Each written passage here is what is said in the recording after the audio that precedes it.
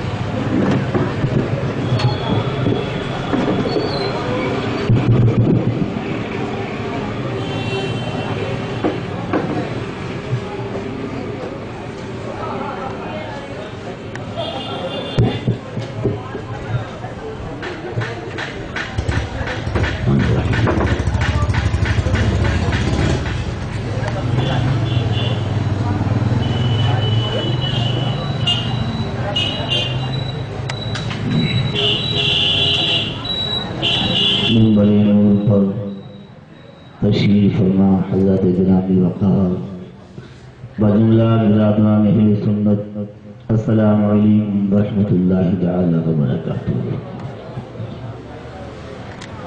نحمده ونصلی ونسلم علی حبیبہ الکریم۔ محترم حضرات، یہ اللہ تبارک و تعالی کا یقیناً فضل و کرم اور احسان عظیم ہے کہ اس نے ہمیں اور آپ کو ایمان و اسلام کی نعمت سے نوازا۔ کروڑہا لوگ کفر و شرک کے دلدل میں پھنسے ہوئے ہیں، غیر اللہ کے سامنے اپنے سروں کو جھکا رہے ہیں، کوئی پتھروں کو، کوئی درختوں کو اپنا خدا تسلیم کر رہا ہے۔ رب قدیر نے احسان فرمایا کہ ہم کو اپنا سر معبودان باطل کے سامنے جھکانے سے بچایا اور اپنی وحدانیت پر ایمان رکھنے والا بنایا، اور قلم کرم بالائے کرم کہ رب قدیر نے اپنے اس محبوب کی امت میں ہمیں اور آپ کو پیدا کیا۔ انبیاء و مرسلین جس پیغمبر کا امتی بننے کی تمنا کی،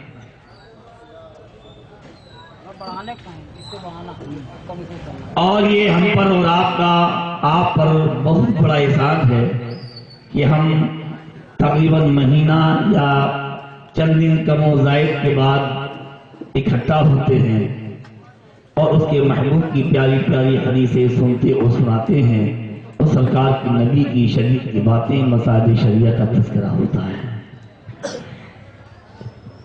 آیات قرآنیہ اور احادیث نبویہ کی روشنی میں یہ مختصر سی محفل پاک بڑی اہمیتوں کی حامل ہے۔ اللہ تبارک و تعالیٰ کی بارگاہ میں ہم اور آپ دعا کریں کہ رب قدیر اسے اپنی بارگاہ میں قبول فرمائے، اور میرے وہ احباب و مخلصین جو اللہ کی رضا کے اس کام کو کر رہے ہیں، اللہ سبھی حضرات کی خدمتوں کو قبول فرمائے، اور پروردگار ہمیں اور آپ سب کو سارا کام صرف اور صرف اپنی محبوب کی رضا کے لیے کرنے کی توفیق عطا کرے۔ ابھی کچھ کرسیاں آگے خالی ہیں، جو حضرات تشریف لاتے ہیں، 4 کرسیاں یہ ہیں اور 2 یہ ہیں، یہ 6 کرسیاں تقریباً ابھی خالی ہیں، آپ حضرات آگے تشریف لا سکتے ہیں۔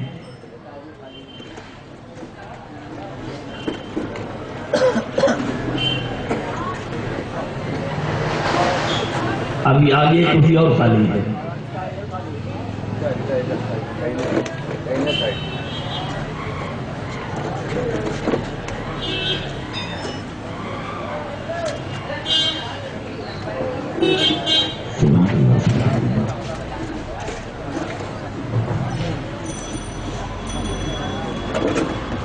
اب یہ کرسی ہمارے پیچھے دیکھیے اور خالی نظر آ رہی ہے آپ نے۔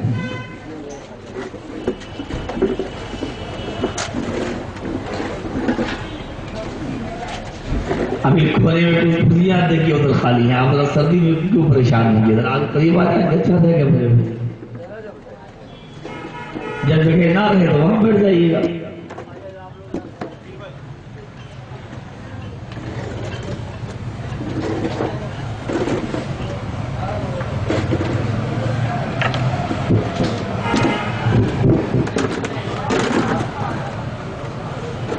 آئیے بڑے ادب و احترام کے ساتھ ساری کائنات کی مالک و مختار حبیبی پروردگار قاسم الخیرات والبرکات حل المشکلات صاحب الشفاعت ارواحنا و ابداننا فداء جناب محمد رسول اللہ صلی اللہ علیہ وسلم کی بارگاہ شریف میں درود پاک پر نذرانہ پیش کریں، بلند آواز سے سب لوگ پڑھیں۔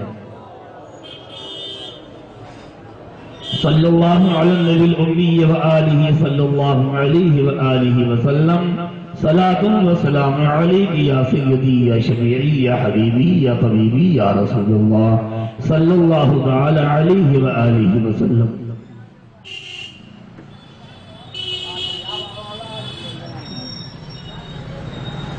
حدثنا محمد بن بشار قال حدثنا يحيى عن عبيد الله قال حدثني خبيب بن عبد الرحمن عن حفص بن عاصم عن ابي هريره عن النبي صلى الله عليه وسلم قال سبعة يظلهم الله في ظله يوم لا ظل الا ظله الامام العادل وشاب نشأ في عبادة ربه ورجل قلبه معلق في المساجد ورجلان تحابا في الله اجتمع عليه وتفرق عليه ورجل طلبته ذات منصب وجمال فقال إني أخاف الله ورجل تصدق إخفاء حتى لا تعلم شماله ما تنفق يمينه ورجل ذكر الله خاليا ففاضت عيناه أو كما قال صلى الله عليه وآله وسلم۔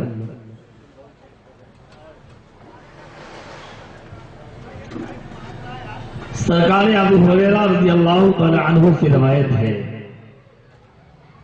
کہ میرے پیارے نبی نے فرمایا، اس حدیث پاک کو آپ بہت غور سے سنیں، بڑی قیمتی حدیث پاک ہے، اس پر عمل کر لے تو سبحان اللہ پھر ہمارا آپ کا کیا کہنا۔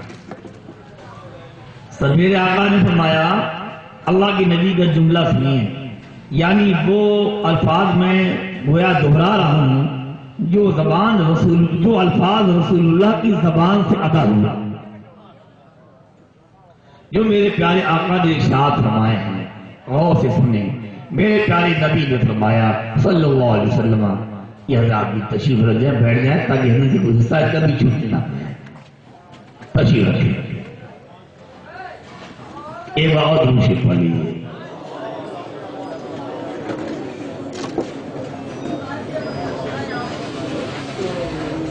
اور ابھی اندر جگہ ہے، یہ بڑے بوڑھے آدمی اندر بٹھا لیجیے، یہ خالی ہے، یہ کرسی ہے۔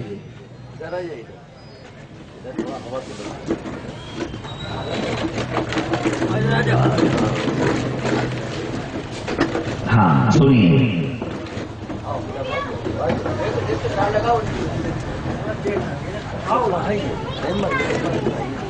تشریف رکھے، تشریف رکھے۔ اب ذرا سنیے، غور سے سنیے، توجہ ادھر فرمائیے ہماری جانب۔ میرے پیارے آقا دونوں عالم کے مولا پیارے پیارے نبی نے فرمایا، کیا فرمایا سنیے، سبعۃ یظلھم اللہ فی ظلہ یوم لا ظل الا ظلہ۔ میرے پیارے آقا نے فرمایا، 7 لوگ وہ ہیں جن کو اللہ اپنی رحمت کے سائے میں رکھے گا اس دن جس دن اس کی رحمت کے سوا کوئی سایہ نہ ہو۔ 7 لوگ ہیں، ان 7 کو سن لیجئے اور پھر آپ فیصلہ کر لیجئے ہم ان میں داخل ہو رہے ہیں یا نہیں ہو رہے ہیں۔ اگر داخل ہو رہے ہیں تو پابندی کیجئے، خدا کا شکر ادا کیجئے، اور داخل نہیں ہو رہے ہیں تو ان 7 میں داخل ہونے کی کوشش کیجئے۔ آقا نے فرمایا 7 لوگ وہ ہیں جن کو اللہ اپنی رحمت کے سائے میں رکھے گا جس دن اس کے سائے کے سوا کوئی سایہ نہ ہوگا۔ نمبر 1، الامام العادل، انصاف کرنے والا امام، انصاف کرنے والا حاکم، انصاف کرنے والا مقتدا، ایک جو نہ اپنا دیکھے اور نہ غیر دیکھے، دیکھے تو حق و انصاف دیکھے، اللہ اس کے رسول کی رضا دے۔ آپ کی اجازت ہو تو میں اس جملے کی وضاحت میں ایک بڑا قیمتی واقعہ آپ کو سناؤں۔ اللہ کے نبی کے خلیفہ چہارم، اللہ کے نبی کے داماد، باب علم و حکمت سرکار مولا علی رضی اللہ تعالیٰ عنہ بازار سے گزر رہے تھے۔ ایک یہودی زرا ویسے بیچ رہا تھا، لوہے کا جنگی لباس وہ بیچ رہا تھا، اور حضرت مولا علی کی زرا کھو گئی تھی۔ حضرت علی کی نظر پڑ گئی تو السلام علیکم، سبحان اللہ سبحان اللہ،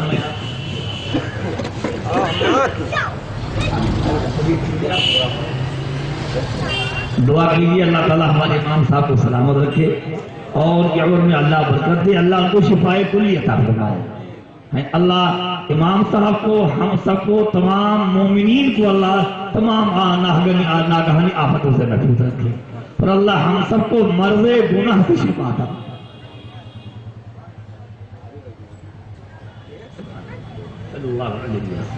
اب غور سے سنیں، سرکار علی تشریف لے جا رہے تھے اور آپ کی زرا کھو گئی تھی۔ آپ کی نظر پڑی ایک یہودی بازار میں آپ کی زرا بیٹھی ہوئی بیچ رہا تھا۔ آپ نے پہچان لی کہ میری ہے، آپ نے فرمایا یہ میری زرا ہے۔ اس نے کہا نہیں، یہ آپ کی نہیں، یہ ہماری ہی ہے۔ آپ کی زرا تھی، آپ اس کو پہچانتے تھے، پھر حضرت علی جھوٹ بولنے کا کوئی سوال نہیں۔ حضرت قاضی شریح اس وقت قاضی شرع تھے اور سرکار مولا علی نے ان کو قاضی بنایا تھا۔ یہ نکاح پڑھانے والے قاضی نہیں، قاضی کا معنی ہے شرعی جج۔ وہ فیصلہ حضرت قاضی شریح کے دربار میں آ گیا، حضرت علی حاضر ہوئے، اب وہ یہودی حاضر ہوا کہ وہاں فیصلہ ہوگا۔ حضرت علی چاہتے جو فیصلہ کر دے، لیکن انصاف تھا، آپ مدعی تھے اس لیے وہاں پر آپ کو فیصلہ کرنے کا حق حاصل ہے۔ قاضی شریح کے پاس، قاضی شریح حضرت علی کے ماتحت تھے، ان کو قاضی شرع آپ نے مقرر کیا تھا۔ کہا اے قاضی شریح یہ زرا ہماری ہے اور یہودی کہہ رہا ہے ہماری ہے، اب فیصلہ آپ کو کرنا ہے۔ فرمایا امیر مومنین تشریف رکھیے، ذرا غور سے سنیے، جذبہ فرما ہو گئے۔ اسلام کا عدل و انصاف دیکھیے۔ حضرت قاضی شریح نے عرض کیا یا امیر المومنین، آپ کا دعویٰ ہے کہ یہ زرا آپ کی ہے، تو آپ گواہ پیش کیجیے۔ آج اگر کوئی منتری جنتری سنتری ہو اور اگر کوئی ایسو یا کوتوال کہہ دے کہ صاحب یہ آپ پہلے گواہ لائیے، ثبوت کیا ہے، تو ہو سکتا ہے اس کا صاحب اس کو معطل ہی کر دیا جائے، کتنی کو گالیاں سنائی جائے۔ کہا یا مومن گواہ پیش کیجیے۔ حضرت علی نے ارشاد فرمایا میرے پاس دو گواہ ہیں، ایک میرا بیٹا حسن اور ایک میرا غلام اردو۔ حضرت قاضی شریح کا جواب سنیے، عرض کیا یا امیر المومنین، ایک گواہ آپ کا بیٹا حسن ہے اور شریعت میں بیٹے کی گواہی باپ کے حق میں مقبول نہیں ہے۔ سبحان اللہ، یہ ہے اسلام کا عدل و انصاف۔ یا امیر المومنین، اس گواہی سے یہ ذرا آپ کی ثابت نہیں ہونے پائے، امیر المومنین حضرت علی ہیں، ان کے بارے میں یہ فیصلہ حضرت علی نے تصدیق کر لیا۔ شریح تم صحیح کہہ رہے ہو۔ جب اسلام کا یہ فیصلہ، یہ عدل انصاف دیکھا تو یہودی کھڑا ہو گیا، یا امیر المومنین پہلے مجھے کلمہ پڑھا کے مسلمان کیجیے۔ اس نے کلمہ پڑھا اور مسلمان ہوا۔ انہوں نے کہا یا امیر المومنین یہ زرا آپ ہی کی ہے، امیر المومنین یہ زرا آپ کی ہے، لیکن میں اسلام پر قربان جاؤں کہ اسلام اتنا پیارا مذہب ہے، اگر اس کے پاس ثبوت شرعی فراہم نہ ہو جائے تو وہ اپنے مانوں کے بارے میں بھی غلط کبھی فیصلہ نہیں کرے۔ سبحان اللہ۔ اللہ کے نبی نے فرمایا الامام العادل، اللہ ایسے عدل و انصاف کرنے والوں کو قیامت کے دن جب کوئی سایہ نہ ہوگا اپنی رحمت کے سائے میں رکھے گا۔ لہذا چاہے ہمارے قاضی نوشاد صاحب ہوں، چاہے ہمارے امام صاحب ہوں، چاہے انفاس ہو، ہمارے علماء ہوں، ہماری مفتیہ نظام ہو، ذمہ داران ہوں، ہم پر لازم ہے جب رسول اللہ کی شریعت کا مسئلہ ہمارے سامنے آ جائے، نہ ہم اپنا دیکھیں، نہ غیر دیکھیں، نہ دوست دیکھیں، نہ دشمن دیکھیں، نہ کافر دیکھیں، نہ مسلم دیکھیں، بلکہ جو انصاف کی بات ہو مومن کی زبان سے وہی بات نکلنی چاہیے۔ اللہ کے نبی اس مسلمہ کی ہی تعلیم ہے، اور دیکھو اس تعلیم نے ایک بے ایمان کو ایمان کی دولت سے مالا مال۔ نمبر 1 یہ ہے، آج یہ فیصلہ کر لیں، آج کے بعد سے ہم کبھی انشاءاللہ ناانصاف بھی نہیں کریں گے۔ نمبر 2، وَشَابٌ نَشَأَ فِي عِبَادَةِ رَبِّهِ، سبحان اللہ، قربان بھائی نبی کی ارشاد پر۔ اور فرمایا ایک وہ جوان جو اپنے رب کی عبادت میں پروان چڑھا، اپنے رب کی عبادت میں پروان چڑھا ہو، یہ رسول اللہ فرما رہے ہیں۔ کچھ لوگ آپ کو ایسے بھی ملیں گے کہ یار ابھی تو جوانی ہے، ابھی نماز کیا ہے، ابھی داڑھی کی کیا ضرورت ہے، ابھی نماز کی کیا ضرورت ہے، بڑھاپے میں دکھا لیں گے داڑھی۔ اے میرے بھائی، نمازی کبھی بوڑھا آدمی بھی ہوتا ہے اور جوان بھی ہوتا ہے، لیکن جوانی اور بڑھاپے کی عبادت میں بڑا فرق ہے۔ جوانی کی عبادت اللہ کی بارگاہ میں زیادہ پسندیدہ ہے۔ کیوں پسندیدہ ہے؟ سنیے، یہ 100 سال کا بوڑھا آدمی ہے، 80 سال کا بوڑھا آدمی ہے، اور جس میں گناہ کرنے کی طاقت نہیں رہ گئی ہے۔ اب اگر وہ گناہ نہ کرے تو کوئی خاص بات نہیں، 80 سال عمر ہو رہی ہے، گناہ کرنے کی طاقت ہی نہیں ہے، اور گناہ سے اب بچ رہا ہے تو کوئی خاص کمال نہیں ہے۔ 30 سال کی، 40 سال کی، 45 سال کی، 50 سال کی عمر ہے، جس میں تاب و طاقت ہے، اپنے جسم سے، اپنی قوت سے گناہ کر سکتا ہے، لیکن اللہ کی رضا کے لیے، اپنے خدا کے خوف سے کیا ہے، گناہ کو چھوڑ کر اللہ کی عبادت میں لگ گیا۔ رسول اللہ فرماتے وہ جوان جو اپنے رب کی عبادت پروان چڑھے، اللہ قیامت کے دن جب کوئی سایہ نہ ہوگا اس کو اپنی رحمت کے سائے میں رکھے۔ میرے نوجوانوں، میری گزارش ہے، اگر آپ نماز کی پابند ہیں تو آئندہ اور بھی پابندی کا خیال رکھیے، اور نماز کی پابند نہیں ہیں اپنے نبی کی حدیث کو سن کر آج سے پابند ہو جائیے۔ کوشش کیجیے کہ ہم اپنے رب کی عبادت پروان چڑھے۔ عبادت صرف نماز ہی نہیں ہے، نماز بھی عبادت ہے، بلکہ اہم العبادات ہے، قدم قدم پر عبادت ہے۔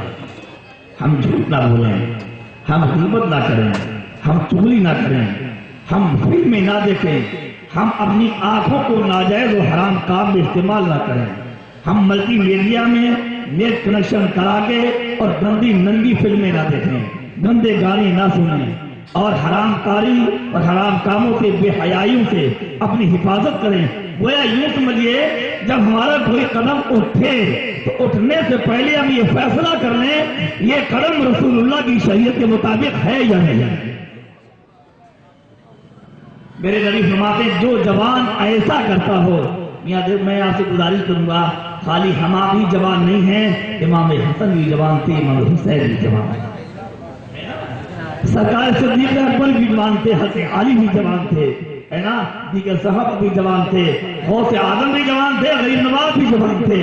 ان کی زندگی پڑھ لیجیے اور آپ اپنی زندگی دیکھیے۔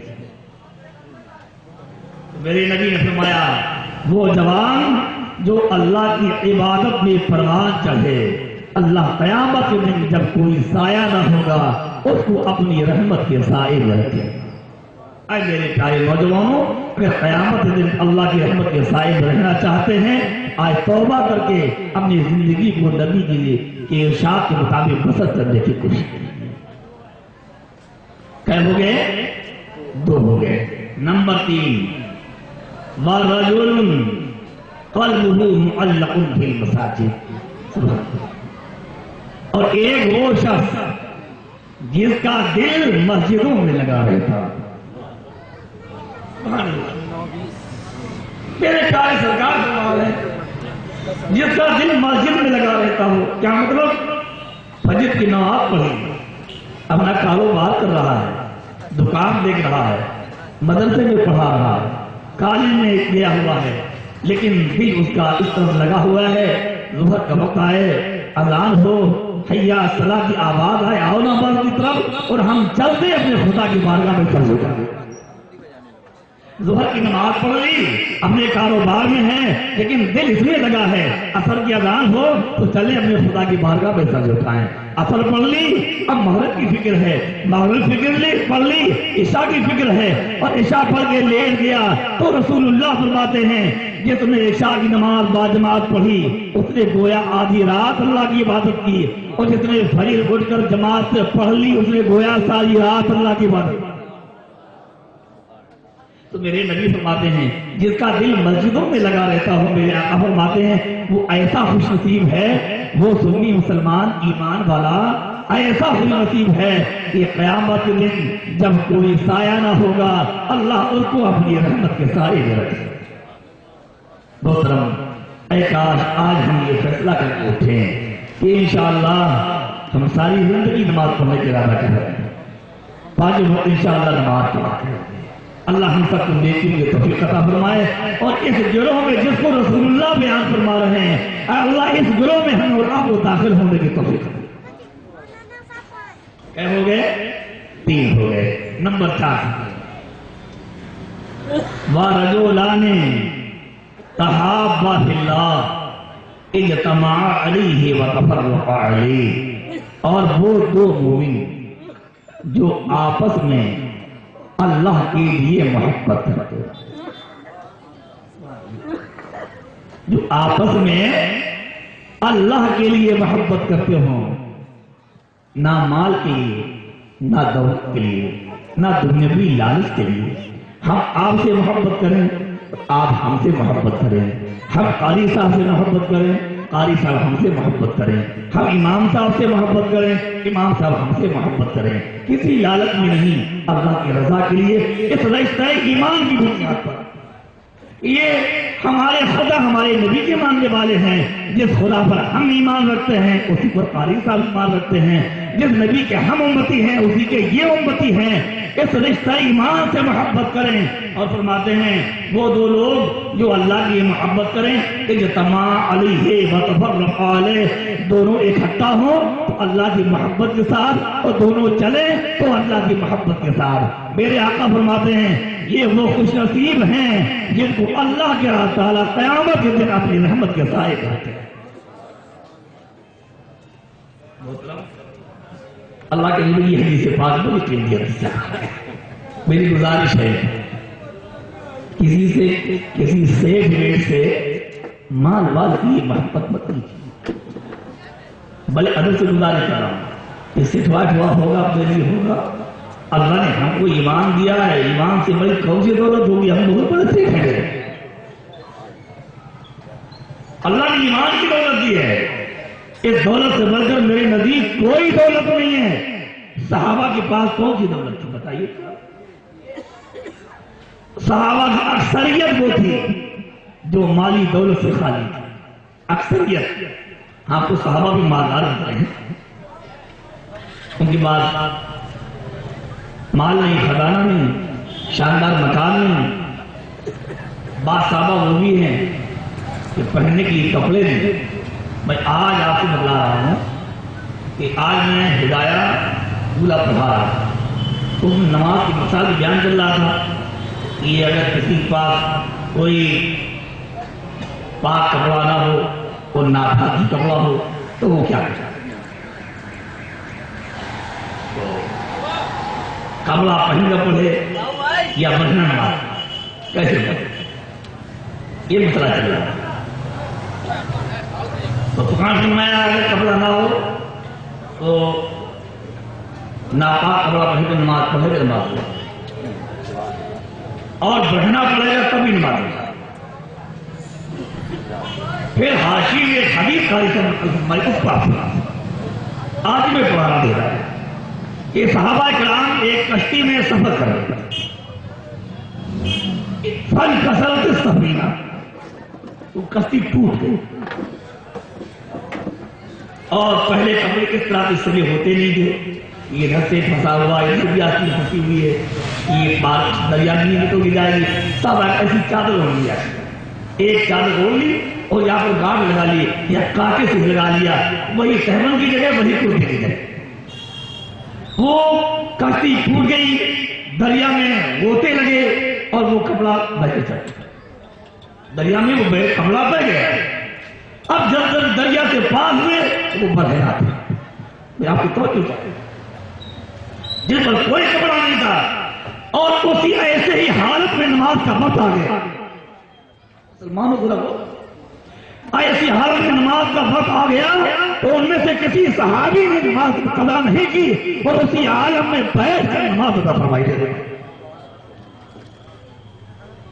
یہ حدیث پاک میں سرحد موجود ہے، آدھی میں حدیث پاک یہ مسئلہ پڑھا ہدایہ میں۔ اب ذرا غور کیجیے کہ صحابہ کا ایمان کیسا تھا، ہے نا؟ وہ آپس ان کی جو نہ مال نہیں، دولت نہیں، خزانہ نہیں، کچھ نہیں تھا، لیکن قرآن میں اللہ تعالیٰ اعلان فرماتا ہے رضی اللہ عنہ ورضوا عنہ، رضی اللہ عنہ ورضوا عنہ، اللہ ان سے راضی ہے اور وہ اللہ سے راضی ہے۔ قرآن اعلان فرمایا کُلًّا وعد اللہ الحسنى، اللہ نے ہر صحابی سے مغفرت کا وعدہ کرا۔ کون سا خزانہ تھا؟ یہ نوٹوں کا خزانہ، یہ سونے چاندی کا خزانہ نہیں، دل میں اللہ کے رسول کی محبت کا، ایمان کا خزانہ، نبی کی شریعت، نبی کی سنتوں پر عمل کرنے والا خزانہ۔ ایک گزارش ہے اسی پر عمل کرو، دیکھو اللہ آپ کو کیسا نوازتا ہے، دنیا بھی صحیح ہو جائے گی، آخرت بھی صحیح ہو جائے گی۔ فرمایا ایسے دو شخص جو آپس میں اللہ کے لیے محبت کرتے ہوں گے، اسی محبت پر جمع ہوں، اسی پر تفریق ہو جائے، چل بسیں، تو میرے آقا نے فرمایا اللہ قیامت کے دن ان کو اپنی رحمت کے سائے۔ نمبر 5 غور سے سن لیجیے، وَرَجُلٌ طَلَبَتْهُ ذَاتُ مَنْصَبٍ وَجَمَالٍ فَقَالَ إِنِّي أَخَافُ اللَّهَ۔ میرے آقا نے فرمایا اور ایک وہ شخص جسے کسی مال اور حسن والی عورت نے گناہ کے لیے بلایا، گناہ کی دعوت میں، کسی حسین و جمیل عورت نے، کسی مالدار عورت اور لڑکی نے کسی گناہ کی جانب کسی جوان کو بلایا۔ آپ حالات دیکھ رہے میرے محترم، شرم و حیا کا خاتمہ جنازہ نکل رہا ہے، بے حیائی ایک دم آگے بڑھتی چلی جا رہی ہے، گھر گھر میں بے حیائیوں نے اپنے قدم جما لیے ہیں، ڈش انٹینا لگا ہے، ملٹی میڈیا موبائل ہے، نیٹ کنیکشن ہے، اور صاحب دیکھیے آج حالات کیا ہیں، ہمارے نوجوانوں کیا، ہمارے بچے ہماری بچیاں کن گناہوں کے شکار ہو رہے ہیں۔ میرے محترم میری آپ سے گزارش ہے کہ آپ انڈیا کے حالات دیکھیے، دنیا کے حالات دیکھیے، آج ہمارے بارے میں کیا ہے، آپ کو مجھ سے زیادہ خبر ہے۔ اللہ کی رحمت سے آسان عالیہ سمدیہ دارالخیر حکوم شیر کا فیضان کہاں کی بھیک اور خیرات ہے، یہ زندگی اکثر حصہ کچھ کاموں میں لگا رہتا ہے اور مجھے اخبار پڑھنے کی چیز سے فرصت بھی نہیں رہتی ہے، ایک کچھ حالات سننے میں آ جاتے ہیں، کبھی کبھی نظر ہو جاتی ہے۔ پوری دنیا میں آج ہمارے حالات کا بغداشی میں داعش والا کو دیکھ لیجیے اور ملک کی حالات دیکھ لیجیے، یہ کیوں ہو رہے ہیں؟ یہ خاص وجہ میرے محترم یہ ہے کہ ہم نے اللہ کے رسول کے دین سے اپنا رشتہ توڑا، اللہ کے رسول کی دین سے رشتہ توڑ دیا ہے، اللہ کے نبی کی شریعت اٹھا کے ہم نے طاق میں رکھ دیا ہے، قرآن و حدیث پر ہمارا عمل نہیں ہو رہا ہے، ورنہ مٹھی پر مسلمان تھے اور ان کے جاہو جلال سے زمانہ کانپ رہا تھا۔ کیوں کانپ رہا تھا؟ قرآن نے فرمایا نا کم من فئۃ قلیلۃ غلبت فئۃ کثیرۃ بإذن اللہ، چھوٹی چھوٹی جماعتیں اللہ کے حکم سے بڑی بڑی جماعتوں پر غالب آ گئی، تعداد میں کم تھے، ایمان بہت اعلیٰ تھا۔ میری آپ سے گزارش ہے اپنے ایمان کو آگے کی. سنیے اے میرے نوجوان، ذرا غور سے سنو. میرے آقا نے فرمایا ان کا تذکرہ کر اللہ ان لوگوں کا، اللہ جن کو قیامت کے دن اپنی رحمت کے سائے میں رکھے گا. ان ایک شخص، وہ ایک رجل، وہ شخص طلبت ہو ذات منصب و جمال، جس کو کوئی حسن والی، مال والی لڑکی، عورت گناہ کے لیے بلائے تو کیا وہ یہ کہہ دے گا انی اخاف اللہ، سن میں اللہ سے ڈرتا ہوں.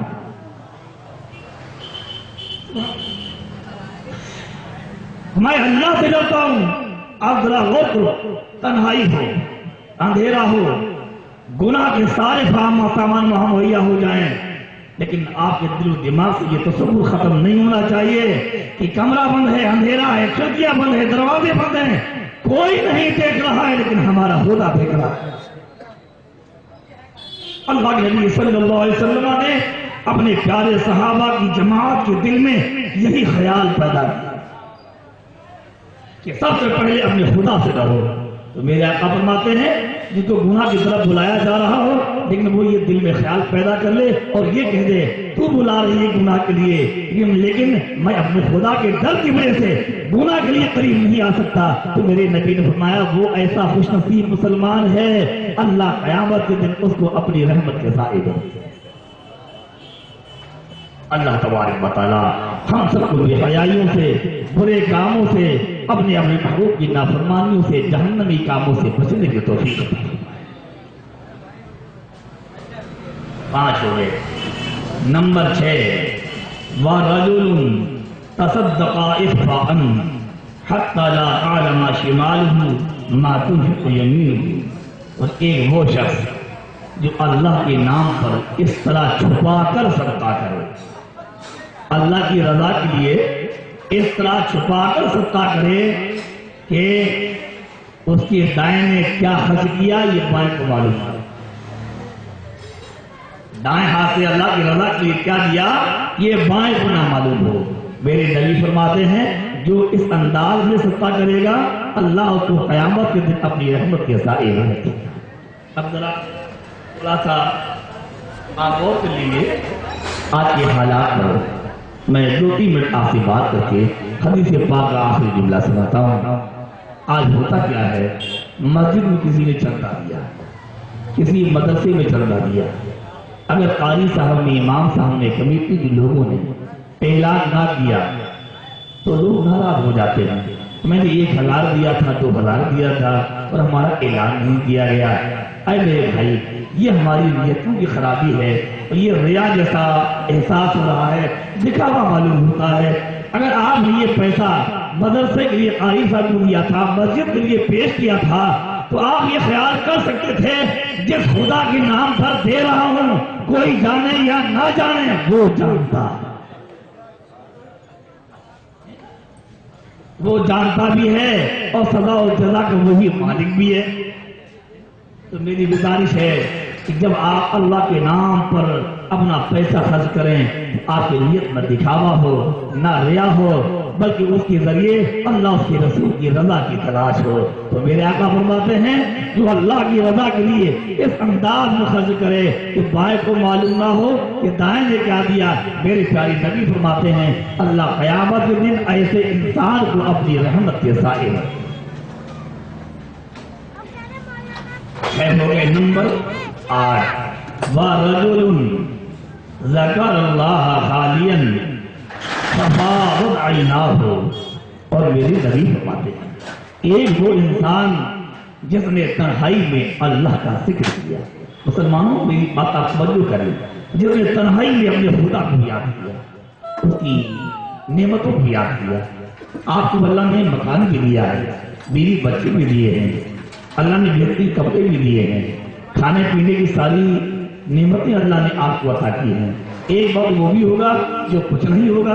آج اللہ کے فضل و کرم سے آپ کے پاس سب کچھ ہے.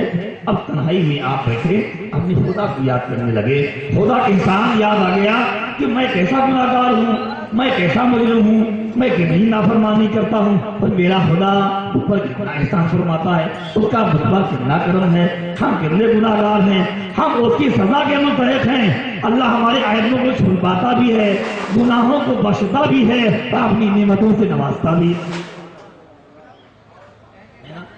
فرماتے میرے سرکار، ایک وہ شخص جس نے تنہائی میں اپنے خدا کو یاد کیا، ففاہ عیناہ، تو اللہ کی نعمتیں یاد آ کر اس کی آنکھوں سے آنسو نکل پڑے، اس کی آنکھوں سے آنسو نکل پڑے۔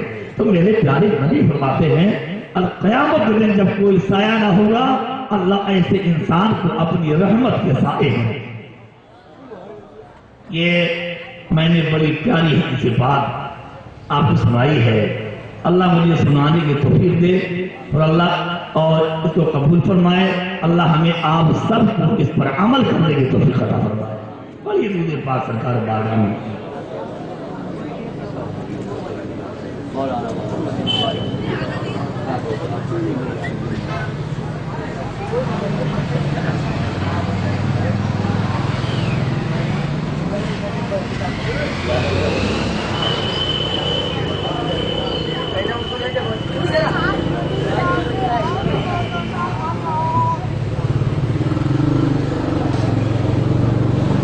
اس حدیث پاک کو غور سے سنیے، الفاظ بھی سنیں اور ترجمہ بھی سنیں اور اس کا مفہوم بھی سنیں۔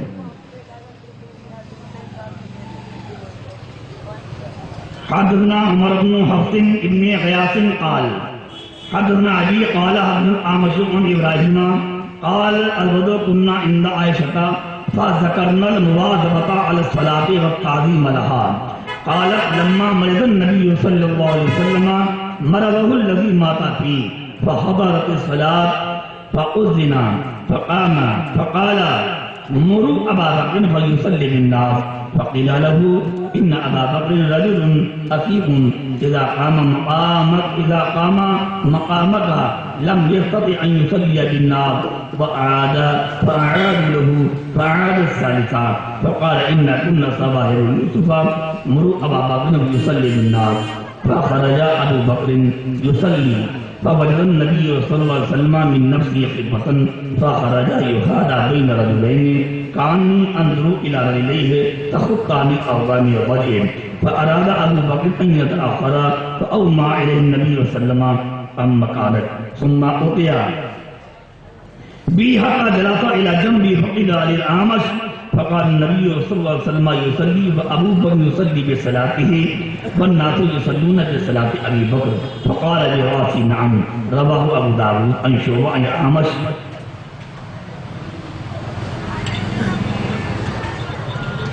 حضرت حضرت نے کہا کہ ہم لوگ حضرت عائشہ صدیقہ رضی اللہ تعالیٰ عنہ کی خدمت میں حاضر تھے اور ہم لوگوں نے سرکار جو نماز کی پابندی کیا کرتے تھے، نماز کی پابندی کا اور نماز کی تعظیم کا تذکرہ کیا۔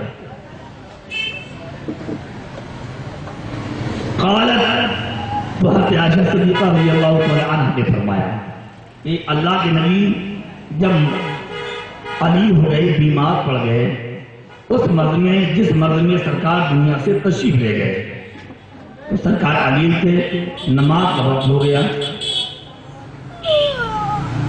تو اللہ کے نبی سے اجازت مانگی گئی فقصینا، تو سرکار نے فرمایا مرو ابا بکر فلیصلی بالناس، ابو بکر سے کہہ دو کہ لوگوں کو نماز پڑھا دیں۔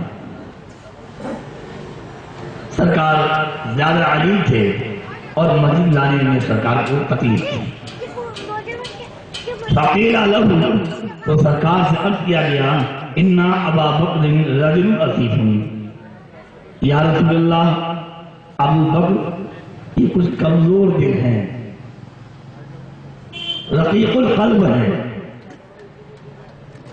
جب آپ کی جگہ پر کھڑے ہوں گے تو یا رسول اللہ وہ لوگوں کو نماز پڑھانے کی سخت نہ رکھیں، جب آپ کی جگہ مصلی پر کھڑے ہوں گے تو برداشت نہ کرنے پائیں گے کہ میرے سرکار یہاں کھڑے ہو کر نماز پڑھایا کرتے تھے، آج سرکار عالی ہے، تشریف نہیں لانے پا رہے ہیں، لہذا مقصد یہ کہ رسول اللہ کسی اور سے نماز پڑھا۔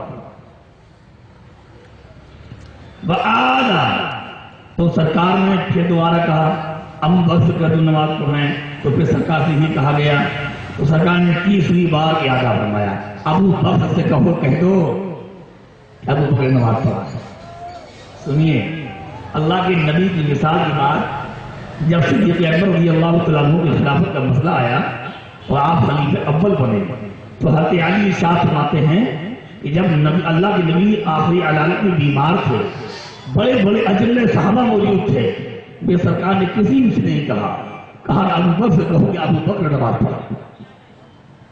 حضرت علی فرماتے ہیں جب رسول اللہ نے صدیق اکبر کو نماز پڑھانے کی اجازت دی اور اپنی جگہ پر کھڑا کیا، ہم اسی وقت سمجھ گئے تھے کہ اگر نبی کے بعد کوئی ان کا قائم مقام ہوگا تو ابو بکر ہی قائم مقام ہوگا۔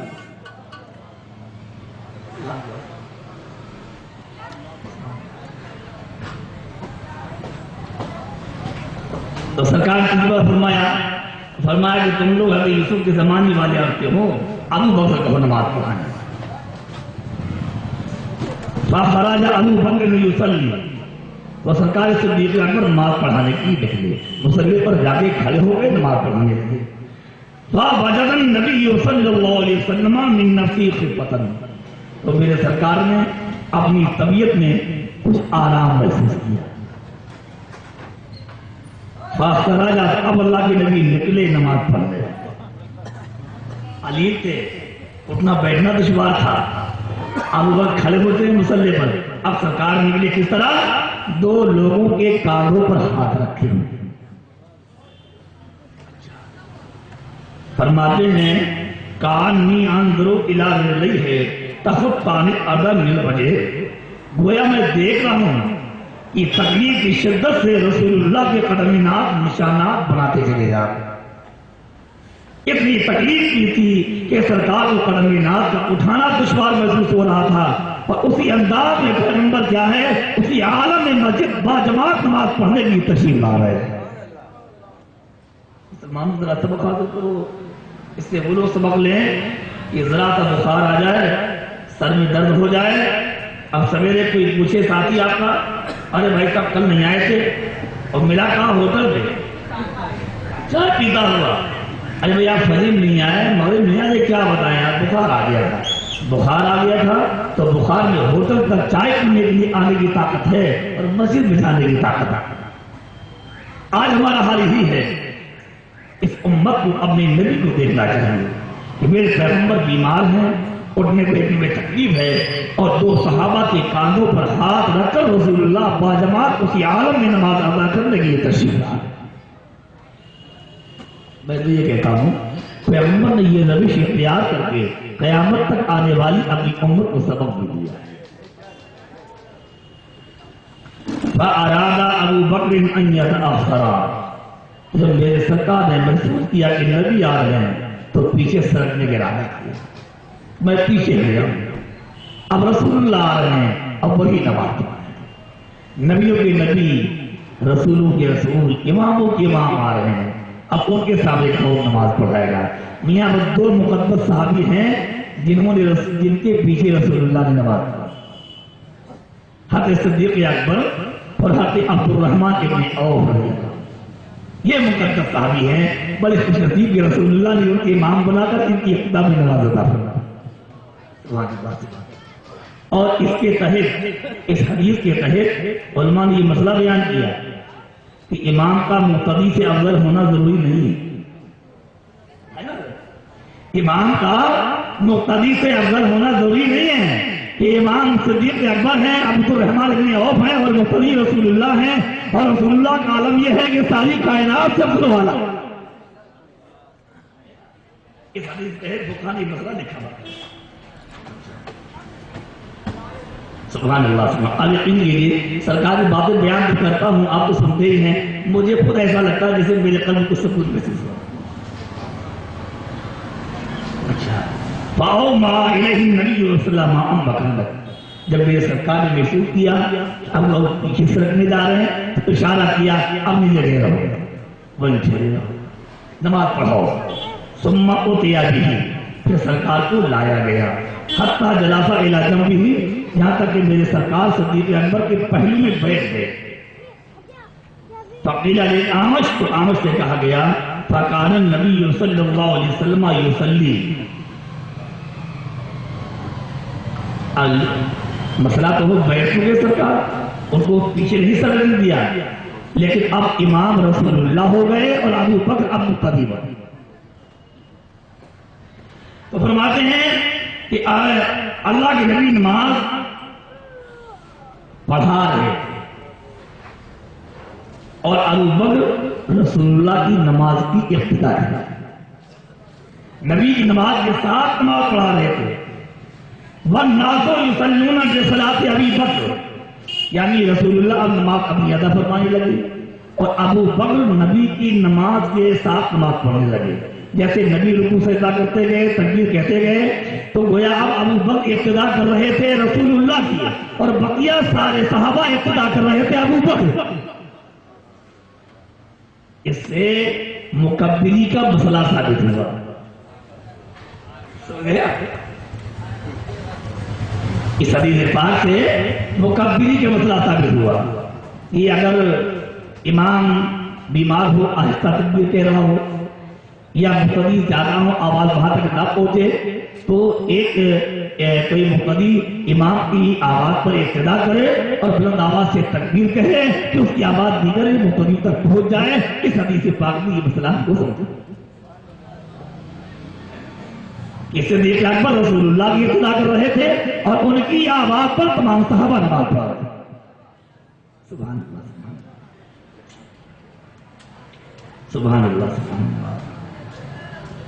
چلیے اس حدیث پاک اور آگے بیان کیا ہے. میں آپ کو یہ بتاتا چلوں کہ تھوڑا سا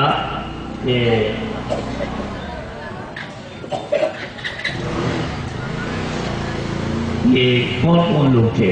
سرکار جن کے کاندھے پر ہاتھ رکھے ہوئے تھے، ان میں ایک حضرت عباس میرے سرکار کے چچا تھے اور ایک حضرت مولا علی تھے. سرکار جن کے کاندھے پر ہاتھ رکھ کر اور مسجد تشریف لے پڑھی ہونے پاک لوگ آگے چلے.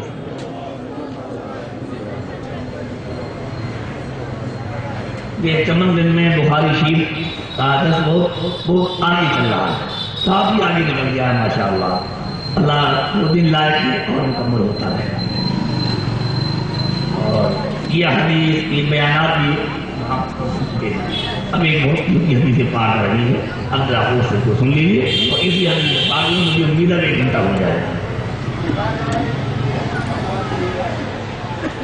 حدثنا ابو اليمان قال اخبرنا شعيب عن الزهري قال اخبرني انس بن مالك الانصاري وكان تبع النبي صلى الله عليه وسلم وخدمه وصحبه ان ابا بكر كان يصلي لهم في وجع النبي صلى الله عليه وسلم الذي توفي فيه حتى اذا كان يوم الاثنين وهم صفوف في الصلاه فكشف النبي صلى الله عليه وسلم ستر الحجرة ينظر إلينا وهو قائم كأن وجهه ورقة مصحف ثم تبسم يضحك فهممنا أن نفتن من الفرح برؤية النبي صلى الله عليه وسلم فنكات أبو بكر على عقبيه ليصل الصف وظن أن النبي صلى الله عليه وسلم خارج إلى الصلاة فأشار إليه النبي صلى الله عليه وسلم أن أتموا صلاتكم وأرخص سترا فتوفي في يومه صلى الله عليه وآله وسلم.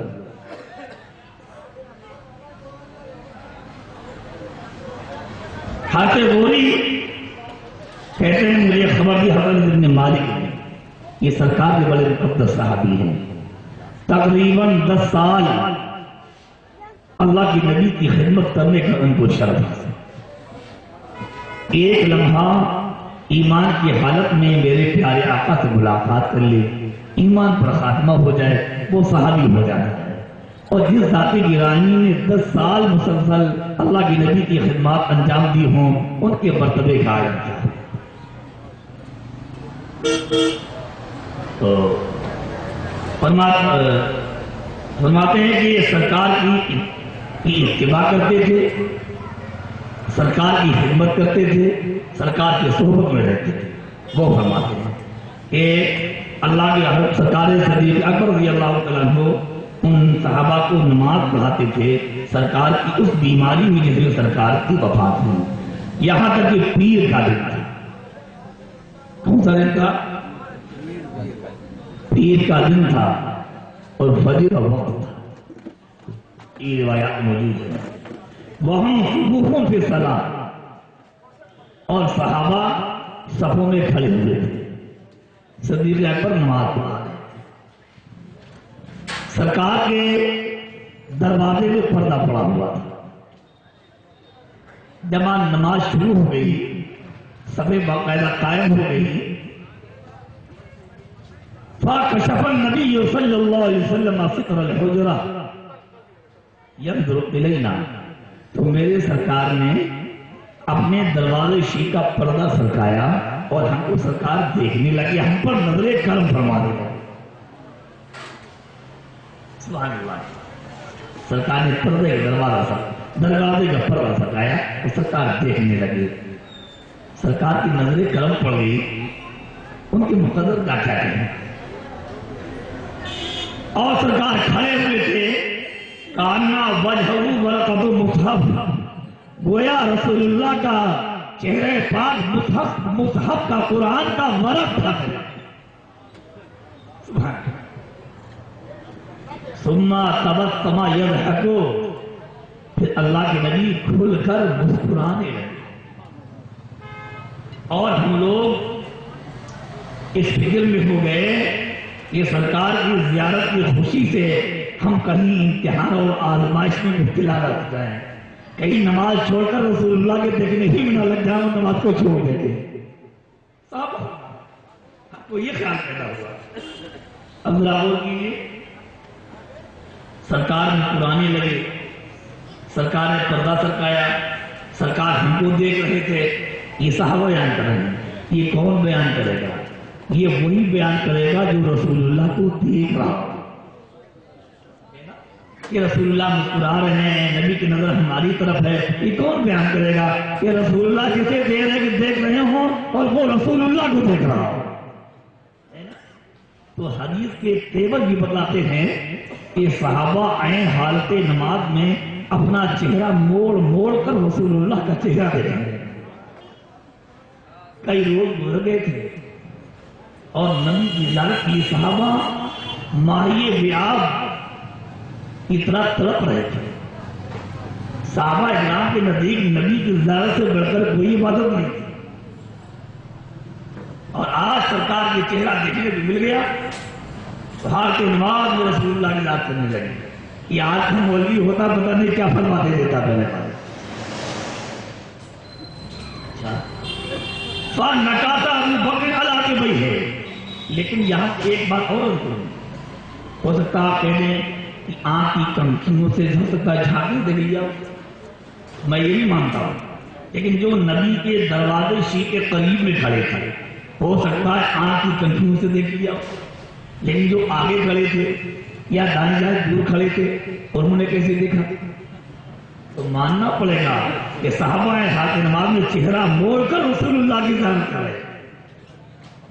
اور نکاتا ابو بکر علی کے بڑے ہے. اور ابو بکر کیا ہے الٹے پاؤں پیچھے سرکنے لگے تاکہ سب سے مل جائیں. اب دروازے سے پردہ سرکایا ہے شاید کہ رسول اللہ تشریف لائیں.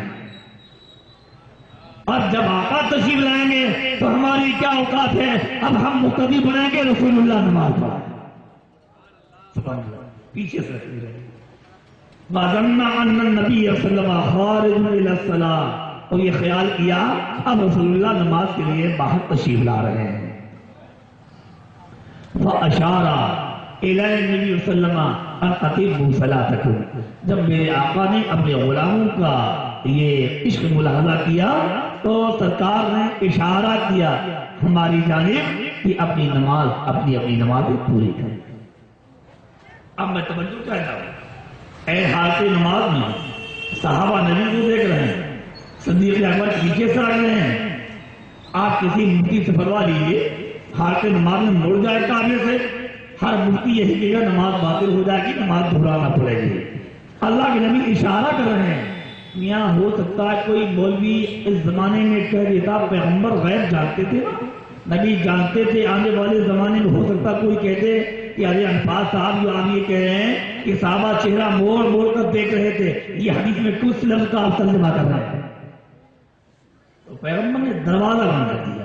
کیا اشارہ الینا، رسول اللہ نے ہماری جانب اشارہ کیا، اور اشارہ اس کو کیا جاتا ہے جس کو آپ دیکھ رہے ہیں اور وہ آپ کو دیکھ رہا ہے.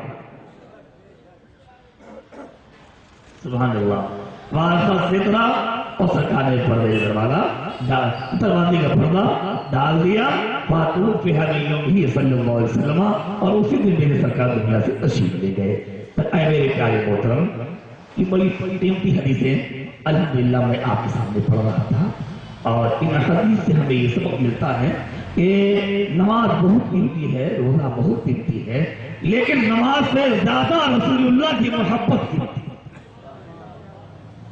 نبی کی محبت سے بڑھ کر کوئی نہیں ہے، بلکہ نبی کی محبت ہی کا نام ایمان ہے. نبی کی محبت ہی کا نام ایمان ہے. میری آپ سبھی حضرات سے بڑے ادب بڑے احترام سے گزارش ہے کہ اللہ کے رسول سے سچی محبت کیجیے، عقیدے اہل سنت پر مضبوطی سے قائم رہیے، نبی کے علم غیب کا عقیدہ رکھیے، نماز باجماعت کی پابندی کیجیے، نبی پر نبی کی محبت میں اللہ کے حکم کی تعمیل کرتے ہوئے صلاۃ السلام پڑھتے رہیے. انشاءاللہ دنیا بھی بہتر ہوگی اور آخرت بھی بہتر ہوگی. اللہ ہماری تمام بدعقیدیوں سے حفاظت کرے اور عقائد اہل سنت پر قائم و دائم ہونے کی اور رہنے کی توفیق عطا فرمائے. استغفر اللہ ربی من کل ذنب واتوب الیہ. اب آپ کو سوال کریں انشاءاللہ.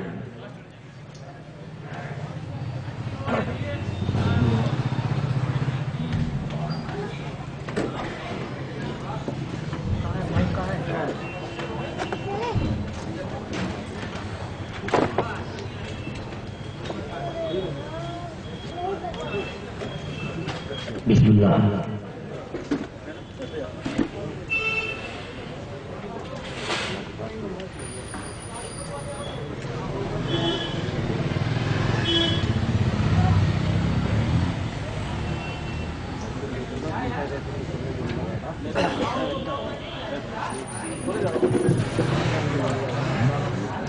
السلام علیکم ورحمۃ اللہ وبرکاتہ. حضرت میرا سوال یہ تھا کہ جیسے جنازے کی نماز پڑھنے گئے اور جس نماز پڑھنے گئے ہیں وہ مرد کا جنازہ ہے اور نیت مرد کی کری ہم نے، اور اس کے آگے ایک جنازہ اور آ گیا اور امام صاحب نے نماز پڑھا دی اسی نیت سے، اور وہ جنازہ مرد کا نہیں جو سامنے والا ہے وہ عورت کا جنازہ ہے، تو مرد کا عورت کا جنازہ ایک ساتھ پڑھنا جائے کیسا ہے؟ دو جنازے پڑھا دیے، جو ایک مرد کا بھی تھا ساتھ میں عورت کا بھی تھا.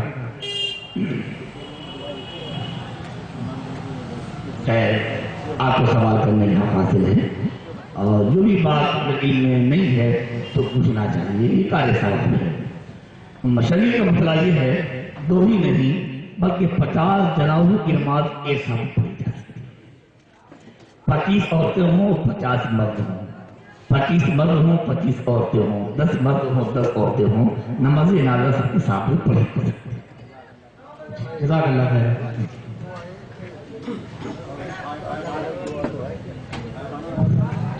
امام اعظم رضی اللہ تعالیٰ عنہ کا مطلب محترم یہ ہے کہ غائبانہ نماز جنازہ جائز نہیں ہے. مثلا کسی کا پاکستان میں انتقال ہو گیا، اب آپ یہاں اس کا تصور کر کے نماز جنازہ پڑھیں تو یہ پڑھنا چاہیے. کہ جن بچوں کا عقیقہ نہیں ہوتا ہے وہ اپنے والدین کی کیا اتفاق نہیں کریں گے؟ ایسا مسئلہ نہیں، ایسا مسئلہ بیان کیا ایسا مسئلہ نہیں ہے. جو نابالغ بچہ جو مر جائے گا وہ انشاءاللہ قیامت اپنے ماں باپ کی شفاعت کرے گا، کام آئے گا. یہاں تک کہ کچا بچہ جو ماں کے پیٹ سے گر جاتا ہے حدیث پاک میں ہے وہ بھی قیامت کے دن اپنے رب کی بارگاہ میں ماں باپ کی شفاعت کو شفاعت کر دے گا.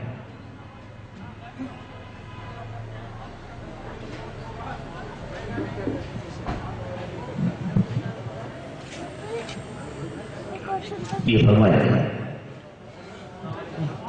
وعلیکم السلام. مسجد نبی میں جماعت کے ساتھ نماز پڑھنے پہ زیادہ ثواب ہے یا اگر ہم اپنی نماز اکیلے پڑھے تو ثواب برابر؟ اکیلے پڑھنے میں ثواب زیادہ ہے اور نمازی ہو جائے گا. میں مسئلہ بتا رہا ہوں. جی بات یہ ہے کہ وہاں کے جو اس وقت امام ہیں وہ دیوبندی تبلیغی جماعت کے بھی نہیں ہیں، وہ غیر مقلد ہیں جو کسی بھی امام کو نہیں مانتے، جو اپنے آپ کو اہل حدیث کہتے ہیں یا اہل حدیث کہلاتے ہیں. سمجھ گیا؟ جی تو مجھے دیکھیے ہر بات بولنے میں کوئی یاد نہیں ہے. تبلیغی جماعت کے ایک مولانا صاحب تھے اور ہماری ان سے گفتگو ہونے لگی تو وہاں کے اماموں کی نماز سے متعلق کہنے لگے آپ وہاں نماز نہیں پڑھتے ہیں. میں نے کہا میں آپ سے فتویٰ پوچھ رہا ہوں، آپ بتائیے یہ غیر مقلد کی بھی نماز پڑھنا جائز یا نہیں؟ تو تبلیغی جماعت کے مولویوں نے بھی یہی لکھا ہے کہ غیر مقلدوں کی بھی نماز جائز ہے. تو کہنے لگے صاحب جائز نہیں، ہمیں جب جائز نہیں تو آپ تو کہتے ہیں جائز نہیں، اور ہم سے آپ کہتے ہیں آپ پڑھتے کیوں نہیں؟ ہے نا؟ تو بات یہ ہے کہ یہ غیر مقلدین ہیں اور ان کے پیچھے کسی بھی ایمان والے کی نماز نہیں ہوگی. تو اگر جماعت کے چکر میں پڑے گا تو جو نماز بھی چلی جائے گی. السلام علیکم. وعلیکم السلام. حضرت یہ پہلی رکعت میں اگر ہم نے انا اعطیناک الکوثر پڑھا تو اب دوسری رکعت میں ہمیں اس سے چھوٹی سورہ اور کون سی ہے جس کو ہم پڑھیں یا بڑی پڑھ سکتے ہیں؟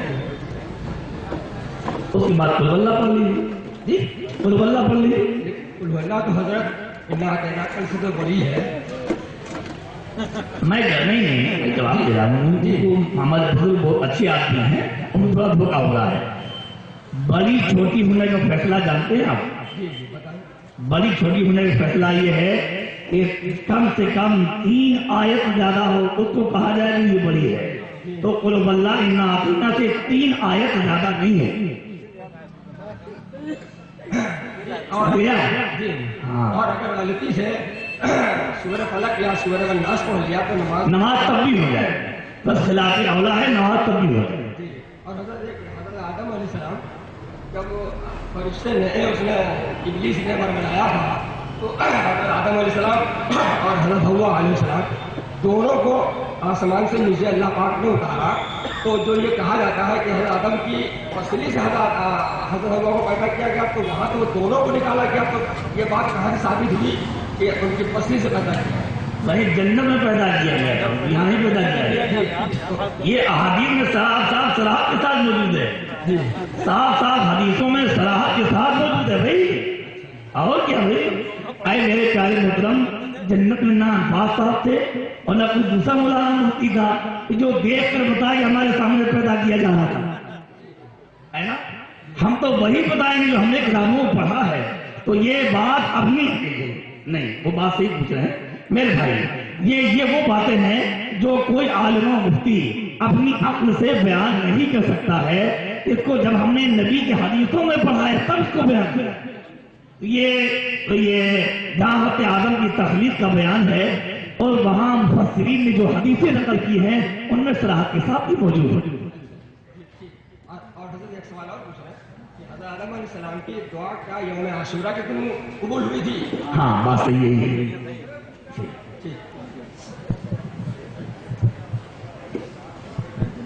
السلام علیکم. حضرت وعلیکم اگر میں عشاء کی نماز مسجد میں آئے جماعت سے پڑھنے کے لیے تو دوسری رکعت میں ہوئی عشاء کی، اور امام صاحب نے سورہ ناس پڑھا تو ہم وہ پہلی رکعت آخر میں ایسے پڑھیں گے؟ اور ہاں آپ کی ایک رکعت چھوٹی اور امام نے آخری رکعت میں سورہ ناس پڑھا. جب آپ کھڑے ہو پڑھنے کے لیے تو پھر آپ آخر میں سورہ ناس بھی پڑھ گے نماز. پہلی رکعت بالکل آخر میں پڑھیں گے؟ ایک ہی چھوٹی ہے آپ کی، تو جب آپ کھڑے ہوں گے تو بس ایک پڑھے. خالی بھری آگے کی اس سے کوئی دقت نہیں پڑھے. اگر بھری چھوٹی ہے تو بھری پڑھی جائے گی، خالی چھوٹی ہے تو خالی.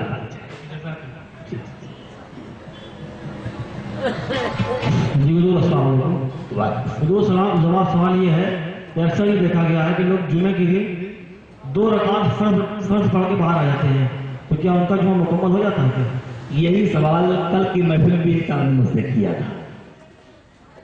دیکھو میرے بھائی، یہ بات آپ کی صحیح ہے. بہت سے مقامات پر تو ایسا میں نے دیکھا ہے کہ جمعے کی نماز پڑھ کے امام صاحب نے جو دعا ختم کی اور سینکڑوں لوگ اکٹھا ہو کے نکل جاتے ہیں. ہماری بات آپ ٹھیک سے سن لیجیے. آپ جس طرح وقت کی نماز پڑھتے ہیں تو فرض سے پہلے 4 سنت، پھر 4 فرض، پھر 2 سنت کی سب پڑھتے ہیں. تو یہ ساری نماز ظہر کی نماز ہے.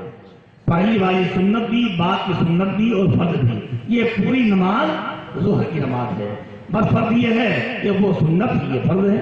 اب اگر کوئی 4 فرض ظہر کے پڑھے اور آگے بھی سنت چھوڑ کے چلا ہے تو یہی ہوگا کیا کہ اس نے ظہر کی نماز مکمل نہیں پڑھی. یوں ہی جمعے کے دن بھی جو جمعے سے پہلے سنت ہیں وہ بھی جمعے ہی کی نماز میں داخل ہیں، اور نماز جمعے کے فرض کے بعد جو سنت ہے وہ بھی جمعے کی ہی نماز میں داخل ہیں. فرق اتنا ہے کہ وہ جمعے کی سنتیں ہیں اور یہ جمعے کا فرض ہے. اگر کسی نے ایسا کیا تو گویا کامل طور پر جمعے کی نماز اس نے ادا نہیں کی. دوسرا سوال ہے، اور جمعے کے فرض کے بعد جو 4 سنتیں ہیں وہ سنتیں مؤکدہ، اور سنت مؤکدہ کے بارے میں میرے آقا نے حدیث پاک میں فرمایا کہ جس نے میری سنت کو چھوڑا اس کو قیامت کے دن میری شفاعت نصیب نہیں. یاد ہے میری گزارش ہے اس پیغام کو آپ عام کیجیے اور لوگوں کو اس گناہ سے بچانے کی کوشش کیجیے. حضور دوسرا سوال یہ ہے کہ جنازے میں جانے کا مکمل ثواب کب ملے گا؟ کہ نماز پڑھنے سے کہ قبرستان تک جائے ایسا ثواب میں شرکت کریں تو ملے گا؟ یہ حدیث بخاری میں سنا چکا ہوں. میرے آقا نے حدیث پاک میں فرمایا، اسی بخاری موجود ہے کہ جس نے کسی مسلمان کے جنازے کے ساتھ ساتھ چلا یہاں تک کہ اس کی نماز جنازہ پڑھی اور اس کی دفن میں شرکت کی تو میرے نبی نے فرمایا اللہ اس کو 2 قیراط ثواب تھا، وہ 2 قیراط ثواب لے کر لوٹے گا. اور اسی امام بخاری نے اس حدیث میں لکھا کہ 1 قیراط احد پہاڑ کے برابر ہے. قیراط کا یہ را الف کا 1 قیراط احد پہاڑ کے برابر ہوتا ہے جس کی لمبائی چوڑائی تقریباً 6-7 کلومیٹر ہے. تو میرے نبی فرماتے ہیں اللہ وہ 2 قیراط ثواب عطا فرماتا ہے.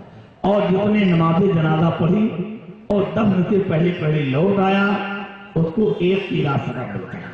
تو آدھا ثواب اس کا ختم ہو جاتا ہے. زیادہ بہتر اور افضل طریقہ یہی ہے کہ اگر کوئی مجبوری نہیں ہے تو پوری نماز اور تفصیل دونوں کی شرکت کرنا. اور یہ بھی مسئلہ بتانے کا ایک مسئلہ اور سنتے چلیے. آپ نے نماز جنازہ پڑھ لی لیکن اگر آپ نے کسی ضرورت سے لوٹنا ہے تو میت کی ولی سے اجازت دے کر لوٹ دو. چلیے بسم اللہ. حضرت یہ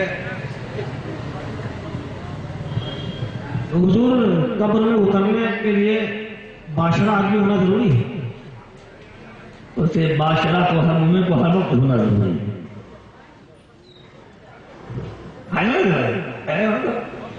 باشرہ ہونا تو ہر وقت ضروری ہے. تو مومن کو ہر وقت باشرہ رہنا کہ پتہ نہیں کہ وقت موت آ جائے اور یہاں سے چل دے رہے. بات تو یہی ہے بھائی.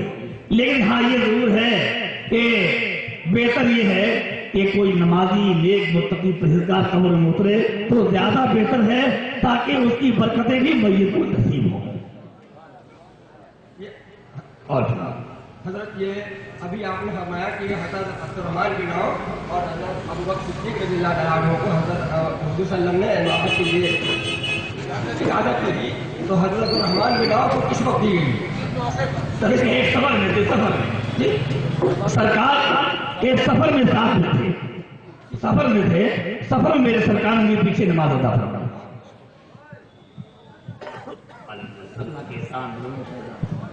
السلام علیکم. السلام علیکم. میرا سوال یہ ہے کہ کسی کافر کا جھوٹا کھانے یا پینے کے لیے کیا ہوتا ہے؟ مکروہ. اگر تو اس کا جھوٹا نجس نہیں ہے جیسے قرآن میں اللہ تعالیٰ نے فرمایا انما المشرکون نجس، تو کیا وہ نجس نہیں ہوگا؟ یہاں نجاست سے اعتقاد یقین کی نجاست ہو رہا ہے جی. ورنہ چھو جائے کبھی اب ناپاک ہو جائیں گے.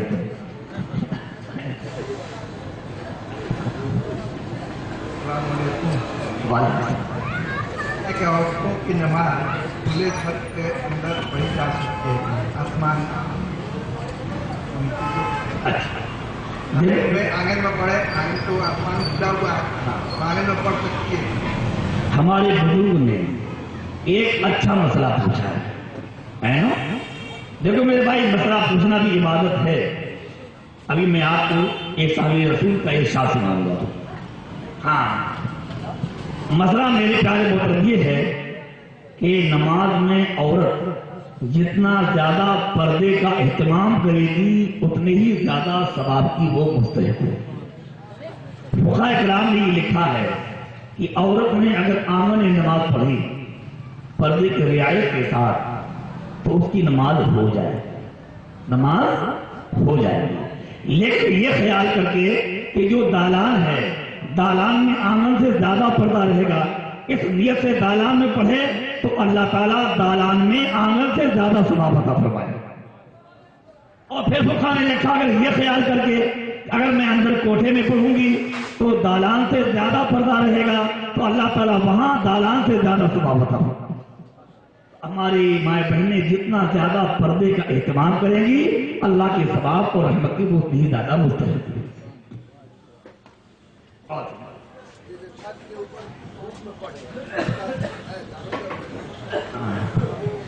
نماز ہو جائے اگر اس کے آدھا کا چھپانا فرض ہے اور آدھا کو چھپا کر نماز پڑھ رہی ہے، بے پردگی نہیں ہے تو نماز اس کی ہو جائے.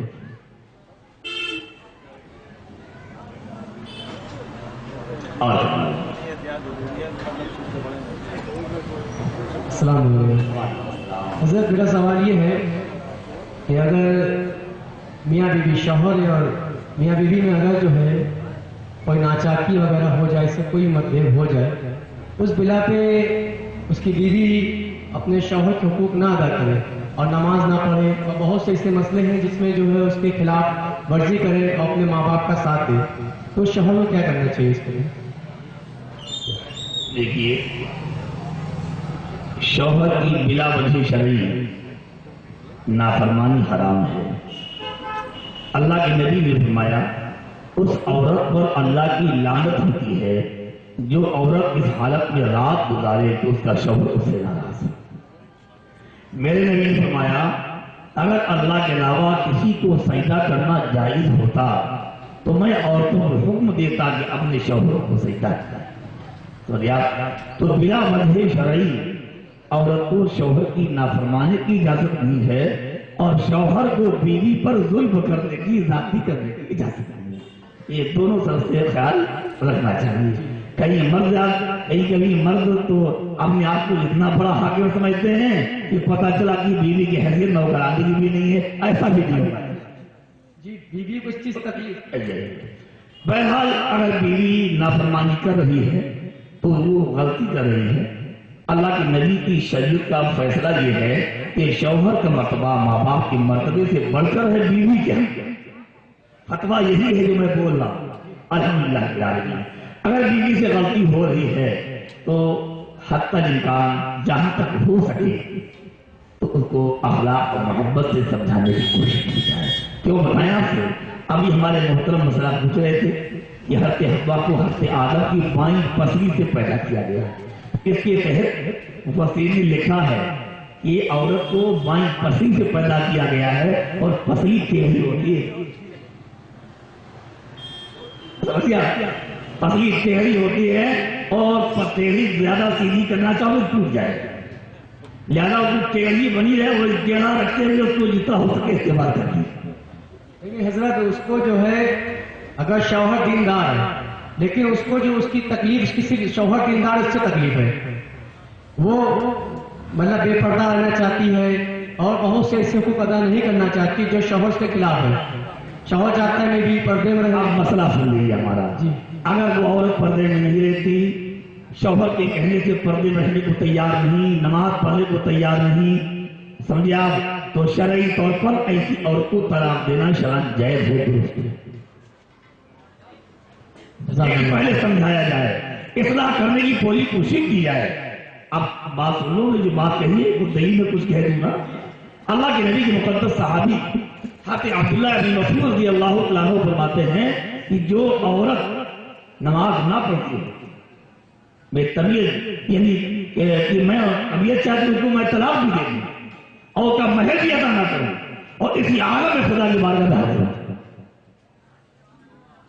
لیکن میرے بھائی ہوتا تو یہ ہے کہ اپنے گوشت اور پراٹھے کے چکر میں تو شوہر ناراض ہوتے ہیں لیکن نماز کی وجہ سے کوئی بیوی سے ناراض ہو بہت کم ہوگا میرے ہے نا. میری گزارش ہے گھروں میں پہلے محبت سے سمجھائیے اور دین کا ماحول آپ خوشی کریں گے تو انشاءاللہ آہستہ آہستہ دین بھی نمازی ہو جائے گی. اگر سمجھائیں کئی بار سمجھا چکے 3 بار 4 بار مطلب ایک بار نہیں کئی بار سمجھا چکے. ارے لگے رہو اللہ کے رحمت سے نا امید مت ہو.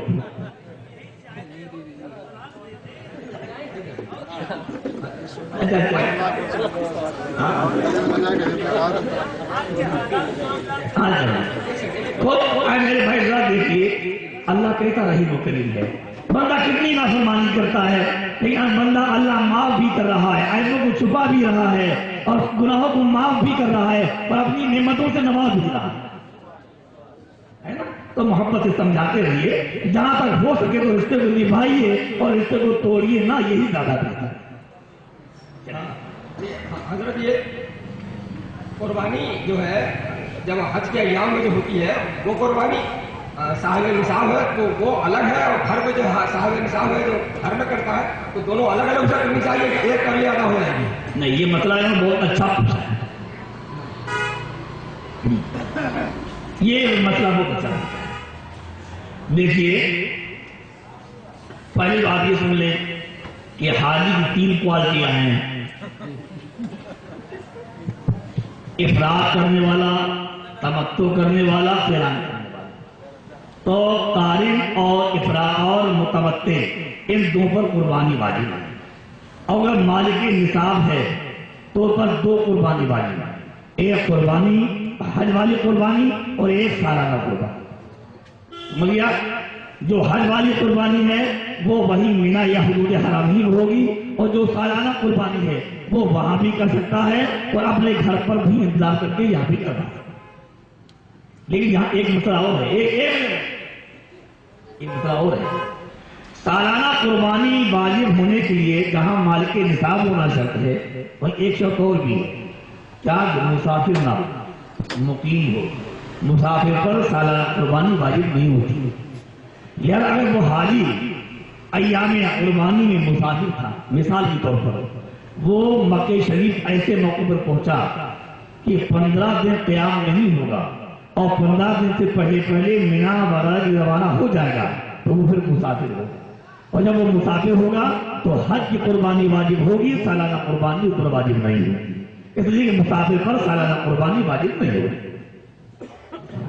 اور اگر کروانے کے مطابق اور ایک اور اگر وہ مکہ شریف ایسے موقع پر پہنچ گیا کہ مینا روانہ ہونے سے پہلے 15 دن کا قیام مکہ شریف ہو رہا ہے, اب سفر ختم ہو گیا, وہ مقیم ہو گیا, اب دونوں قربانی اس پر واجب ہو جائے گی, سالانہ بھی اور حج واجب.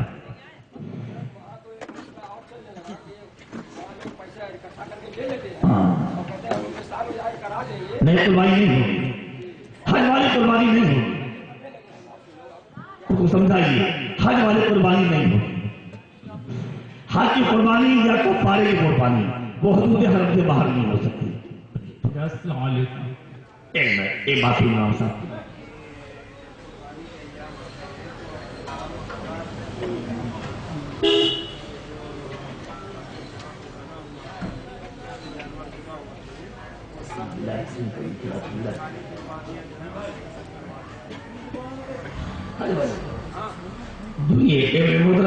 ہمارے امام صاحب ایک بات بتا رہے ہیں, اگر ایسا ہو رہا ہے کہ یہاں پر ایسا بہت سے لوگ حج کرنے جاتے ہیں اور یہاں جانور وہ خرید جاتے ہیں یا کہہ جاتے ہیں خرید دینا, اور کچھ حاجیوں کی یہاں قربانی کر دیتے ہیں, اگر ایسا کریں گے تو حج کی قربانی نہیں ہوگی.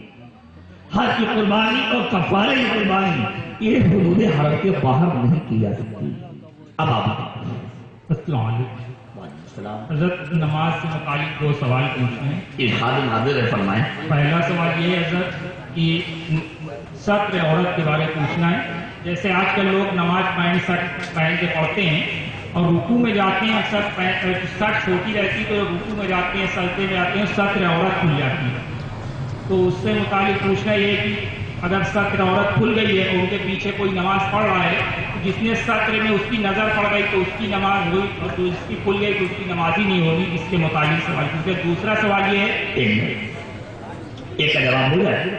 یہ ہمارے بھائی جو سوال کیا ہے, اے میرے بھائی اس سوال کو غور سے سنیں. یہ سوال میرے بھائی کا بہت اچھا سوال ہے. اور ایک چیز پوچھنی ہے، جیسے سطر کھلنے کا خطرہ میں رہتا ہے، پینٹ شرٹ پہنے ہوئے رکوع میں جائے گے کھل جائے گی تو نماز نہیں ہوگی، تو ہم پینٹ میں اپنی شرٹ پر دبا لیتے ہیں، اسے کہتے ہیں آج کل. اگر کل یہ اس کے متعلق بتا دیں. اب دوسرا مسئلہ ہے،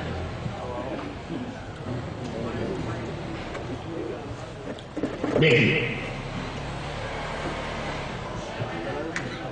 بہت سے لوگ میرے بھائی بات سنیے، پھر ہم آپ کا بھی سوال سنائیں گے انشاءاللہ. ہم آپ کے ساتھ ہیں، ہم آپ کی خدمت کریں گے. سوال یہ کیا گیا ہے کہ کچھ لوگ شرٹ چھوٹی پہنتے ہیں اور اب شرٹیں بلاؤز کی طرح چلنے لگی ہے نا. پہلے عورتیں بلاؤز پہنتی ہیں نا، اب وہ وہاں سے ختم ہوگا یہاں آ گیا. اب ہوتا کیا ہے، اب وہ جب سجدے میں جاتے ہیں تو یہ شرٹ چھوٹی اوپر اٹھ گئی تو شرٹ اور پینٹ کے درمیان کچھ حصہ ٹوٹ گیا. دیکھا ہوگا اب پینٹ نیچے آ گئی اور شرٹ اوپر چلی گئی. بالکل ایک دم یہ حالات ہیں. اس میں مطلب ہو سکتا ہے یہ جو ناک ہے، ناک کے نیچے سے سطح شروع ہو جاتی ہے. ناک کے حصے سے عرض مقصود تک یہ ایک حصہ فتح میں شمار کیا. یہ مکمل ایک عرض ہے اور اس کا اگر چوتھائی کھل گیا حالت نماز میں اتنی دیر کے لیے جتنی دیر میں 3 مرتبہ سبحان اللہ کہہ سکتے ہیں تو نماز فاسد و باطل ہوتی ہے. یوں ہی اس ناک کے نیچے سے ان کو سامنے جو پیٹ کا حصہ آ رہا ہے وہاں سے لے کے نیچے کی جانب جہاں عرض خاص شروع ہوتا ہے یہ اتنا حصہ ایک خاص عرض ہے. ان میں سے چوتھائی حصہ کھل جائے گا اتنی دیر کے لیے تو نماز اس کی باطل ہوتی ہے. اب آپ سنیے، اگر آپ سجدے میں گئے اور کا چوتھائی حصہ کھل گیا تو سجدے میں کم سے کم 3 بار سبحان ربی الاعلیٰ کہتے ہیں آپ، تو کم سے کم اتنی دیر کے لیے چوتھائی کھل گیا جتنی دیر میں 3 بار سبحان اللہ کہا جا سکتا ہے تو نماز آپ کی باطل ہو جائے گی. سجدہ سہو سے کچھ کام نہیں چلے گا، نماز دوبارہ پڑھنا پڑے گی.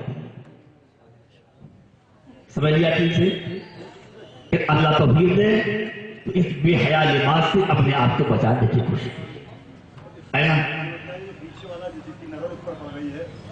ہاں یہ مسئلہ ہو گیا. اب پیچھے جو کھڑا تھا اب اس کی نظر سہون پیچھے کھڑا تھا اسے دل پر پڑ گئی تو اس نے قدر نماز نہیں کوئی ایسا کرتا ہی نہیں ہے تو اس کی نماز باطل نہیں ہوگی، فاسد نہیں.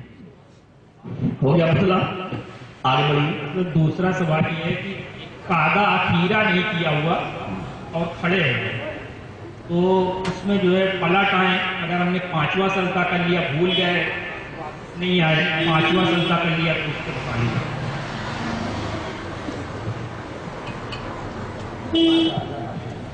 اچھا ہاں ایک پہلا والا مسئلہ تھوڑا رہ گیا. یہ لحاظ انہوں نے کیا گیا یہ سب ان کر لیا ہے نا. یہ سب ان وغیرہ سے سب کو گھن کرنا چاہیے. فی الحال میری گزارش ہے اللہ توفیق دے اسلامی لباس پہنی ہے نا، یا شرط کو لمبا کروا دیجیے، شرط کو کچھ لمبا کروا دیجیے تاکہ آپ کا یہ حصہ نہ کھلنے پائے. پھر بھی اگر کسی نے اپنی شرٹ کو اس کے نیچے کر لیا اور اوپر سے بیلٹ لگا لی تو اگرچہ نماز کے آداب اسلامی تہذیب کے خلاف ہے لیکن نماز ہو جائے. اب دوسرا مسئلہ آیا، ایک 4 رکعت والی نماز پڑھی جا رہی تھی اور چوتھی رکعت میں قاعدہ اخیرہ بھول گیا اور 5ویں میں کھڑا ہو گیا تو 5ویں کو جب تک سجدے سے مقید نہ کیا ہو تو وہ واپس آ جائے، سجدہ سو کر لے، اس کی نماز ہو جائے. اور اگر 5ویں کا سجدہ بھی کر لیا تو اب ایک ملا کر 6 کر لے، اب ایک اور ملا کر 6 کر لے. اب 6 کرنے میں ایک مسئلہ اور ہے. یہاں مسئلہ یہ ہے کہ 5ویں میں کھڑے ہونے کی 2 صورتیں. ایک صورت یہ ہے کہ چوتھی میں بیٹھا ہی نہیں اور ڈائریکٹ کھڑا ہو گیا اور 5ویں کا سجدہ بھی کر لیا تو 6 کر لے، آخر میں سجدہ سو کرے یہ 6 رکعت نفل ہو جائیں گی اور فرض الگ سے پڑھنا پڑے ہو گیا. اور اگر چوتھی رکعت میں اتحیات کی مقدار بیٹھ لیا تھا، پھر اس کو خیال ہے اپنی شادی بھی 2 ہی ہوئی ہے، اب کھڑا ہو گیا اور 5ویں کے سجدہ کھڑا ہو گیا، کھڑے ہونے کے بعد چاہے رکوع بھی کر لیا ہو تو یاد آ جائے تو لوٹ آئے سجدہ تو کر لی، نماز ہو جائے. اور اب 5ویں کا سجدہ بھی کر لیا اور چوتھی میں قاضی میں بیٹھ چکا تھا اور 5ویں کا سجدہ بھی کر لیا، 5ویں میں کھڑے ہو کر تو اب 6 کر لے، آخر میں سجدہ 100 کر لے، وہ 4 فرض ہو جائیں گے، یہ 2 نفل ہو جائیں گے.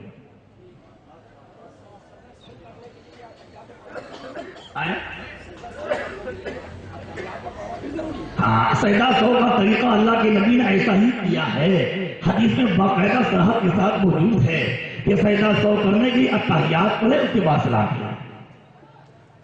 السلام علیکم. حضرت یہ بتائیں، آج کل مسجدوں میں یہ عام بات ہو رہی ہے، اکثر باہر سے لوگ آ جاتے ہیں اور اعلان کرنا شروع کر دیتے ہیں کہ مدرسے کی چندہ دے دیے، مسجد کی چندہ دے دیے، یا اپنے مفاد کے لیے چندہ مانگنا ہے. اس کے لیے کیا حکم ہے؟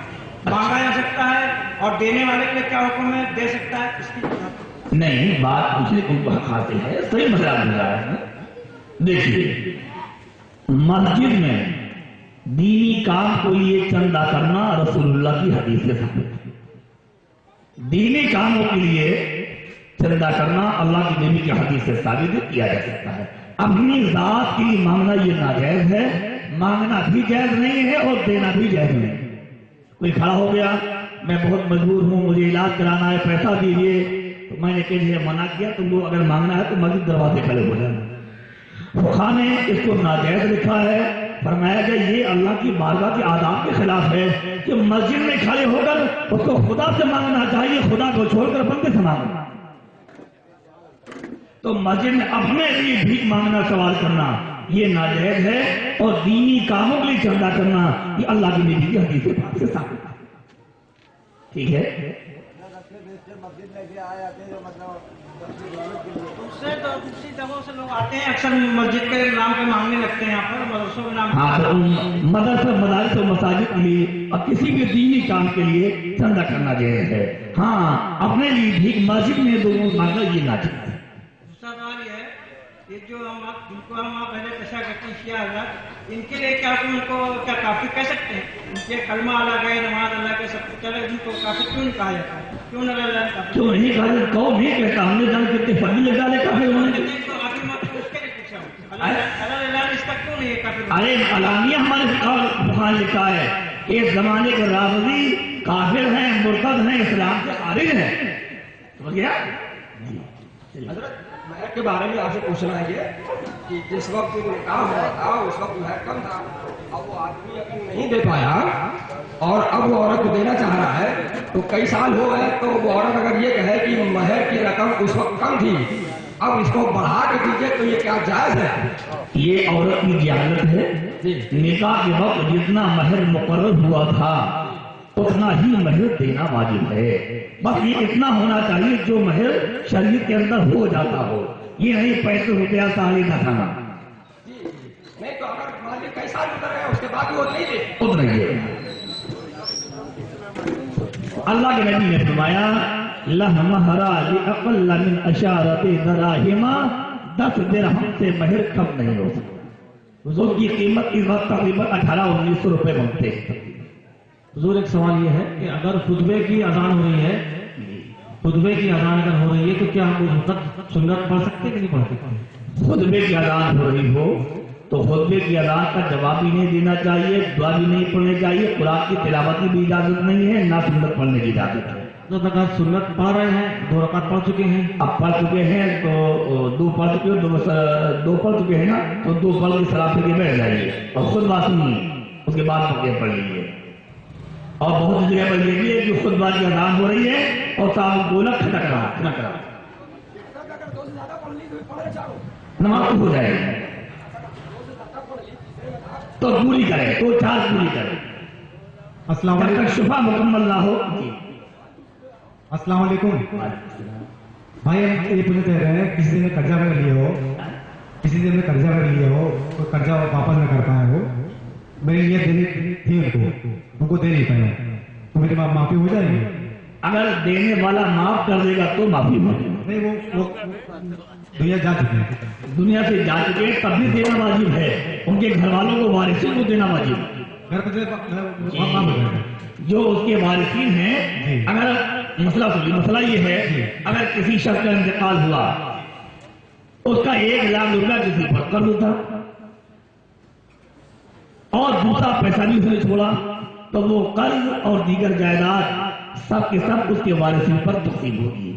अगर वो शख्स मर गया है तो वो आपके लिए माफ नहीं हो गया कि आप खा जाइए, बल्कि उसके जो वारिसीन हैं वो कर्ज वारिसीन को देना आप पर वाजिब। आप वारिसीन को दे देंगे कर्ज अदा हो जाएगा।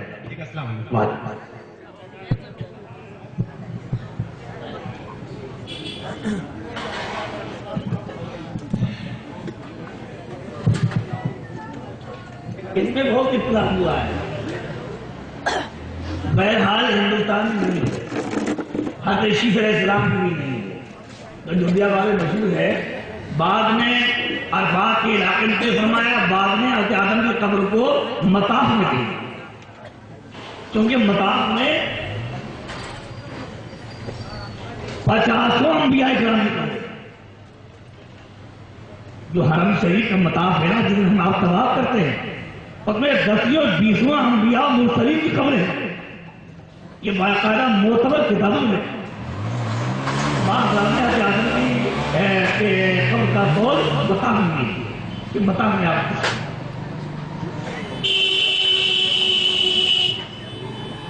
नहीं जरूरत है। अल्लाह के नबी, मेरे भाई, अल्लाह के नबी आमिर नारी हैं, जो वो करें वो जाए, जो वो कह दें वो जाए।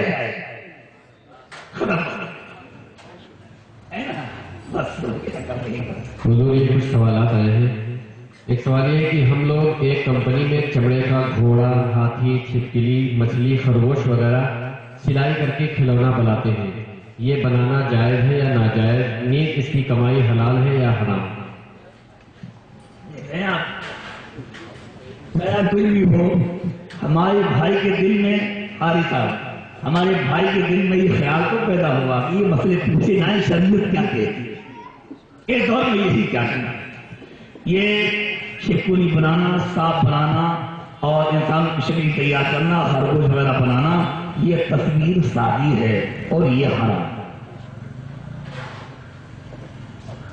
समझ गया? ये हराम है और इसकी जो कमाई हो वो भी नाजायज हो, मसला है।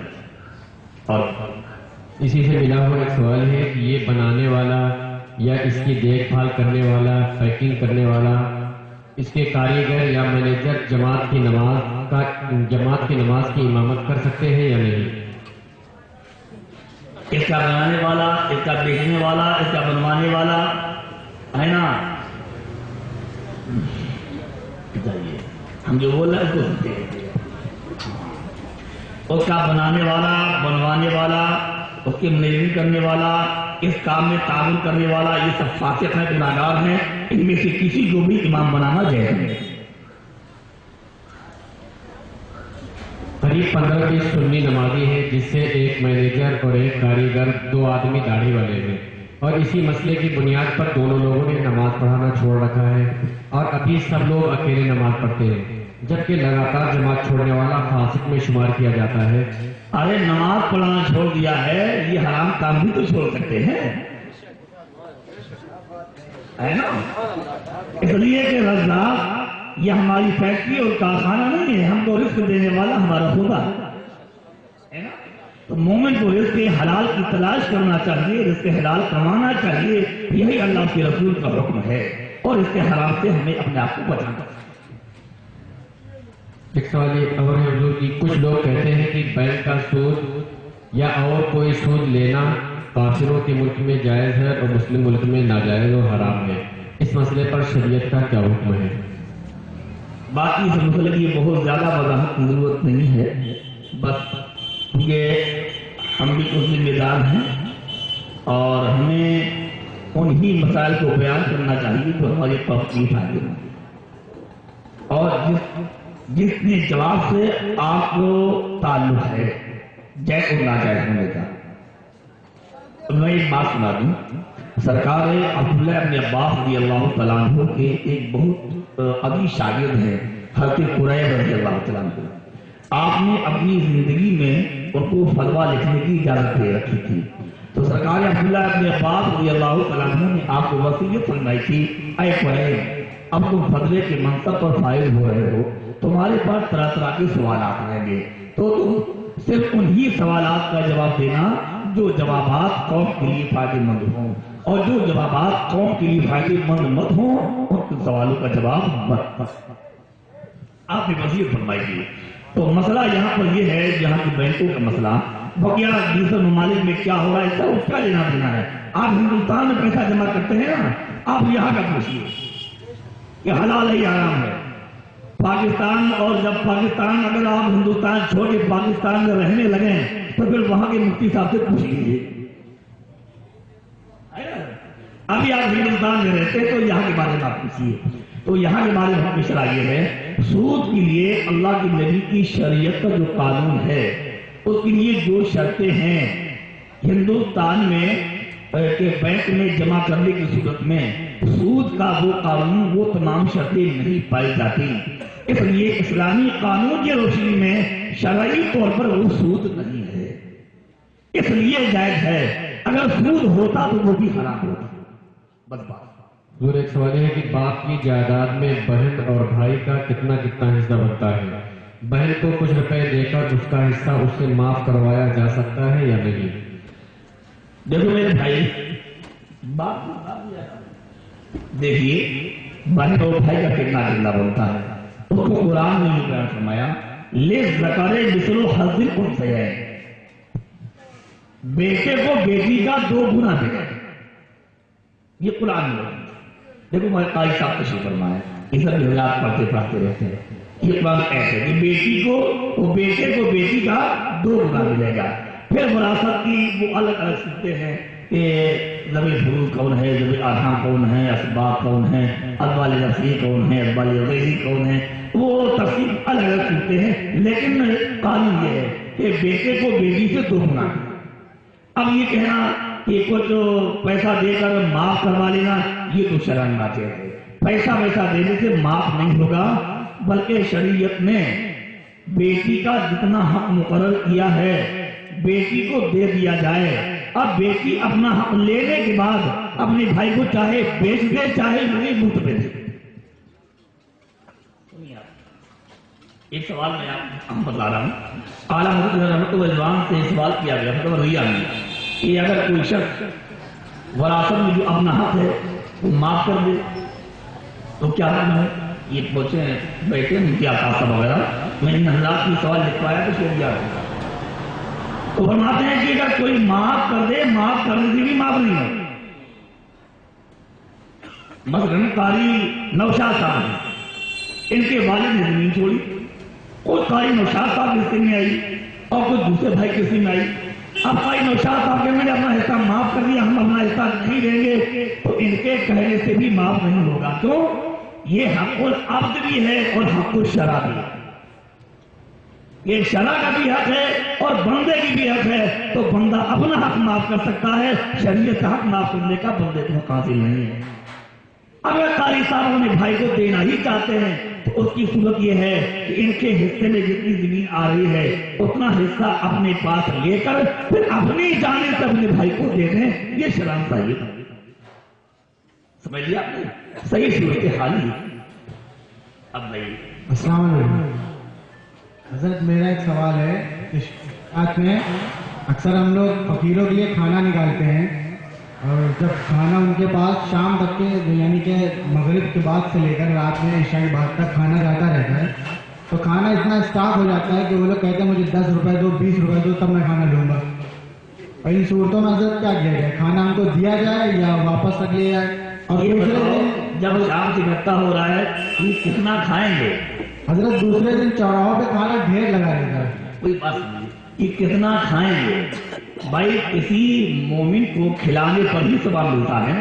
جب وہ کھائے گا نہیں اور 100 روپے پھینک آئے گا تو آپ سب کو آپ کو معلوم بھی ہے کہ کل پھینک آئے گا. بھائی ایک آدمی اور 10 آدمی دینے جا رہے ہیں، کہاں رکھا جائے گا؟ हजरत ऐसे खाने क्या करना है? ऐसे लोगों को दीजिए ही मत।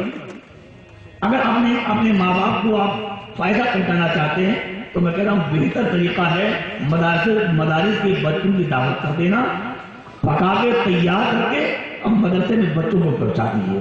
वो बच्चे आलिम हाफिज बन रहे हैं, उन फकीरों को खिलाने से, ये मोटे फकीर जो करोड़पति लखपति है, इनको देने से कुछ तो फायदा नहीं है। ये हाफिज और आलिम बन रहे हैं, इनको खिलाओगे इंशाल्लाह फायदा होगा। और अगर एक आसान तरीका और नहीं करना चाहते हो तो आप आइए अपने माँ बाप के नाम से मदरसे में 1000 रुपया दे दीजिए, मस्जिद में 2000 रुपया दे दीजिए, इसका सवाब आपकी माँ बाप को पहुंचे। हुजूर एक सवाल है, एक काफिर है जो अभी कलमा नहीं पढ़ा, काफिर है, उसने अल्लाह के रसूल की गुस्ताखी कर दी है, अभी फिलहाल हमारे देश में चल रहा है, तो उसके लिए इंतजार हमारे सुन्नी भाइयों को करना चाहिए, कैसे करना चाहिए, इसके बारे में थोड़ी।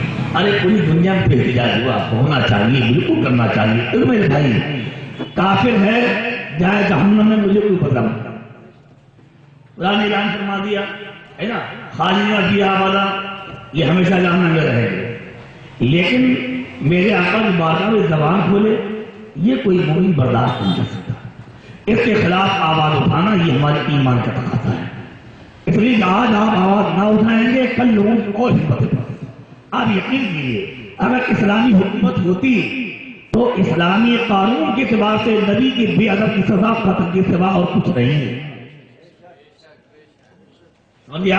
तो बेशक हमें एहतजाज करना चाहिए और हुकूमत से मुतालबा करना चाहिए, लेकिन तहजीब करेंगे इंसानियत के अंदर, शराफत के अंदर। ऐसा नहीं हम आग लगा दें, दुकान की खोलें, लड़ाई झगड़ा नहीं।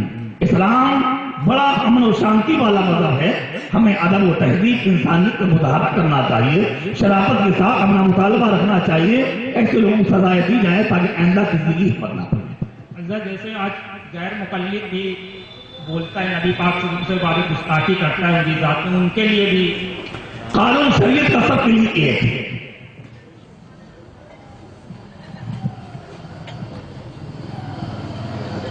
बहरहाल अल्हम्दुलिल्लाह मुझे बड़ी खुशी हो रही है कि 2 घंटा ये अल्लाह के नबी के दीन में गुजरा है। तकरीबन 1 घंटा अल्लाह के नबी की हदीसें सुनी और 1 घंटा नबी की शरीफ के सवालात हुए। एक मैं चलते चलते बात सुना दूं। मेरे प्यारे नबी के प्यारे सहाबी सरकार अबू दरदा रज़ियल्लाहु अन्हु हो, आप इरशाद फरमाते हैं कि मैं शरीयत का एक मसला सीखना 1000 रकअत नमाज से ज्यादा मुझको ज्यादा पसंद है। आइए खड़े होकर सलाम।